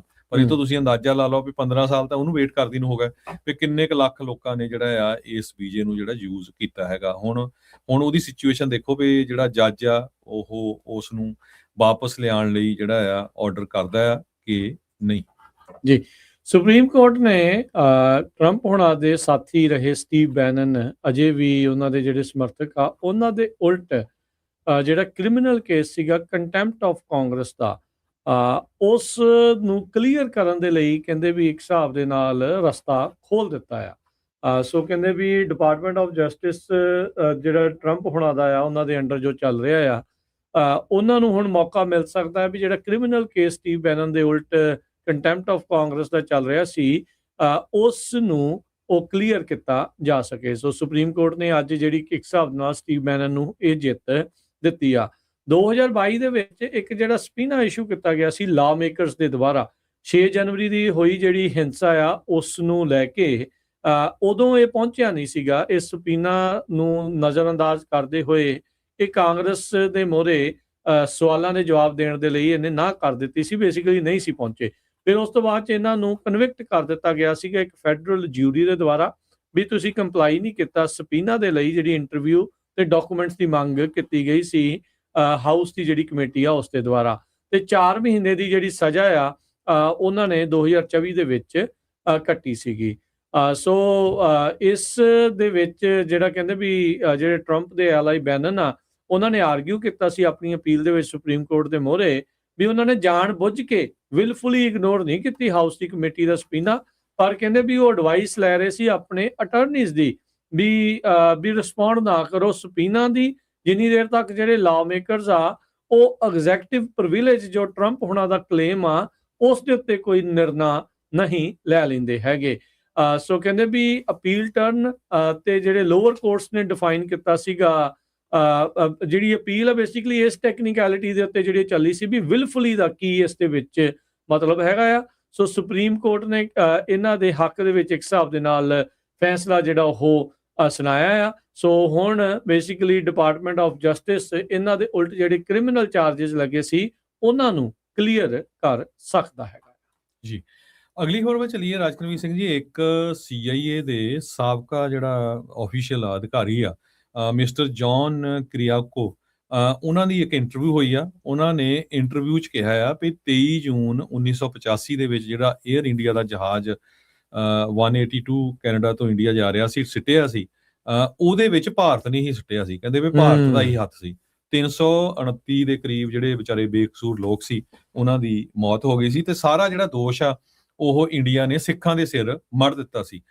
ਬਾਅਦ ਦੇ ਵਿੱਚ ਬੁੱਕਸ ਵੀ ਆਈਆਂ ਜਿਹਦੇ ਵਿੱਚ ਉਹਨਾਂ ਨੇ ਲਿਖਿਆ ਵੀ ਨਹੀਂ ਸਿੱਖਾਂ ਦਾ ਨਹੀਂ ਸੀ ਤੇ ਇਹਦੇ ਵਿੱਚ ਹੱਥ ਸੀਗਾ। ਪਰ ਹੁਣ ਦੇਖੋ CIA ਦਾ ਸਾਬਕਾ ਅਧਿਕਾਰੀ ਆ ਉਹ ਕਹਿ ਰਿਹਾ ਆ, ਉਹ ਇਹ ਵੀ ਕਹਿ ਰਿਹਾ ਵੀ ਇਕੱਲਾ ਇਹ ਨਹੀਂ ਹੈ, ਇਸ ਤੋਂ ਬਿਨਾਂ ਜਿਹੜੇ ਬਾਹਰ ਸਿੱਖਾਂ ਨੂੰ ਮਾਰਿਆ ਜਾਂਦਾ ਆ ਉਹਦੇ ਵਿੱਚ ਵੀ ਇੰਡੀਆ ਦਾ ਸਿੱਧਾ ਹੱਥ ਹੈਗਾ ਆ, ਜਿਸ ਤਰ੍ਹਾਂ ਜਸਟਨ ਟਰੂਡੋ ਹੋਣਾ ਨੇ ਇਹ ਕਿਹਾ ਸੀਗਾ। ਜਦੋਂ ਤੋਂ ਕਹਿੰਦੇ ਇਨਕੁਆਇਰੀ ਚੱਲੀ ਆ ਤੇ ਸਾਰਾ ਸ਼ੱਕ ਜਿਹੜਾ ਭਾਰਤ ਵੱਲੇ ਸੀ ਇਸ ਜਹਾਜ਼ ਦਾ, ਤੇ ਹੁਣ ਇਸ ਅਧਿਕਾਰੀ ਵੱਲੋਂ ਜੋ ਖੁਲਾਸੇ ਕੀਤੇ ਗਏ ਆ, ਜਿਹੜੇ ਕੈਨੇਡਾ ਦੇ ਪਾਰਲੀਮੈਂਟ ਜਿਹੜੇ ਸਿੱਖ MP ਆ ਉਹਨਾਂ ਨੂੰ ਬੋਲਣਾ ਚਾਹੀਦਾ, ਜਿਹੜੇ ਆਪਾਂ ਵੀ ਆ ਇੱਕ ਦੂਜੇ ਆ ਸਾਨੂੰ ਸਾਰਿਆਂ ਨੂੰ ਇਹਦੇ ਬਾਰੇ ਬੋਲਣਾ ਚਾਹੀਦਾ, ਲਿਖਣਾ ਚਾਹੀਦਾ ਵੀ ਦੇਖੋ ਪਈ ਸਿੱਖਾਂ ਦੇ ਸਿਰ ਜਿਹੜੀ ਭਾਰਤ ਦੀ ਸਰਕਾਰ ਆ। ਹੁਣ ਤਾਂ ਇਹ ਤਾਂ ਕਲੀਅਰ ਹੋ ਗਿਆ, ਨੋ ਮੈਟਰ ਉੱਥੇ ਦੀ ਕਾਂਗਰਸ ਆ ਉੱਥੇ ਦੀ BJP ਆ ਜਿਹੜੀ ਮਰਜ਼ੀ ਆ, ਤੇ ਤੁਸੀਂ ਦੇਖ ਲਓ ਵੀ ਕੀ ਉਹਨਾਂ ਦਾ ਜਿਹੜਾ ਰਵੱਈਆ ਆ ਉਹ ਤੁਹਾਡੇ ਪ੍ਰਤੀ ਰਿਹਾ ਹੈਗਾ ਆ। ਸੋ ਜਿਹੜੇ ਵੀ ਲੋਕ ਕਹਿੰਦੇ ਆ ਵੀ ਅਸੀਂ ਬੜੇ ਇਨਸਾਫ ਪਸੰਦ ਹੈਗੇ ਆ, ਉਹਨਾਂ ਨੂੰ ਆਪਣੇ ਸੋਸ਼ਲ ਮੀਡੀਆ ਰਾਹੀਂ ਜਿੱਥੇ ਵੀ ਗੁਰੂ ਘਰਾਂ ਦੇ ਵਿੱਚ ਜਿੰਨੀਆਂ ਆਰਗੇਨਾਈਜੇਸ਼ਨਸ ਹੈਗੀਆਂ ਤੁਹਾਡੇ ਇਲੈਕਟਡ ਆਫੀਸ਼ੀਅਲਸ ਆ ਉਹਨਾਂ ਨੂੰ ਕੰਟੈਕਟ ਕਰਨਾ ਚਾਹੀਦਾ ਵੀ ਦੇਖੋ ਆ ਤਾਂ ਹੁਣ CIA ਦੇ ਆਫੀਸ਼ੀਅਲ ਜਿਹੜਾ ਸਾਬਕਾ ਜਿਹੜਾ ਬੰਦਾ ਆ EMPLOYEE ਆ ਉਹਨੇ ਵੀ ਕਹਿ ਦਿੱਤਾ ਹੈਗਾ ਵੀ ਪਿਛਲੇ ਸਾਲਾਂ ਦੇ ਵਿੱਚ ਭਾਈ ਹਰਦੀਪ ਸਿੰਘ ਨਿੱਜਰ ਉਹਨਾਂ ਦਾ ਕਤਲ ਕੀਤਾ ਗਿਆ। ਸੋ ਕਿੰਨਾ ਜ਼ਿਆਦਾ ਜਿਹੜੀ ਇਨਵੋਲਵਮੈਂਟ ਹੈਗੀ ਆ ਸਿੱਖਾਂ ਨੂੰ ਬਦਨਾਮ ਕਰਨ ਦੇ ਲਈ। ਸੋ ਸਾਡਾ ਇਹ ਨਹੀਂ ਹੁੰਦਾ ਵੀ ਕਈ ਦੇਖੋ ਜੀ ਆ ਰੇਡੀਓ ਵਾਲੇ ਆ ਬੋਲਦੇ ਨਹੀਂ, ਜੇ ਬੋਲਦੇ ਆ ਜੀ ਇਹ ਤਾਂ ਐਵੇਂ ਬੋਲੀ ਜਾਂਦੇ ਆ। ਸਾਡਾ ਵੀ ਸਾਰਿਆਂ ਦਾ ਫਰਕ ਬਣਦਾ, ਜੇ ਤੁਸੀਂ ਨਾ ਬੋਲੇ। ਕੱਲ ਉਹ ਬੰਦੇ ਸੀ ਬੇਕਸੂਰ ਜਿਹੜੇ ਜਹਾਜ਼ ਦੇ ਵਿੱਚ ਮਾਰੇ ਗਏ, ਕੱਲ ਭਾਈ ਹਰਦੀਪ ਸਿੰਘ ਨਿੱਜਰ ਸੀ, ਜਾਂ ਕੱਲ ਉਹ ਬੰਦੇ ਸੀ ਜਿਨ੍ਹਾਂ ਨੂੰ ਥ੍ਰੈਟ ਦਿੱਤੇ ਗਏ ਆ ਭਾਈ ਮਨਿੰਦਰ ਸਿੰਘ ਵਰਗੇ ਜਾਂ ਹੋਰ ਪੰਨੂ ਵਰਗੇ ਜਾਂ ਹੋਰ ਜਿਹੜੇ ਅਮਰੀਕਾ ਦੇ ਵਿੱਚ ਜਿਹੜੇ ਸਿੱਖ ਵਸਦੇ ਆ।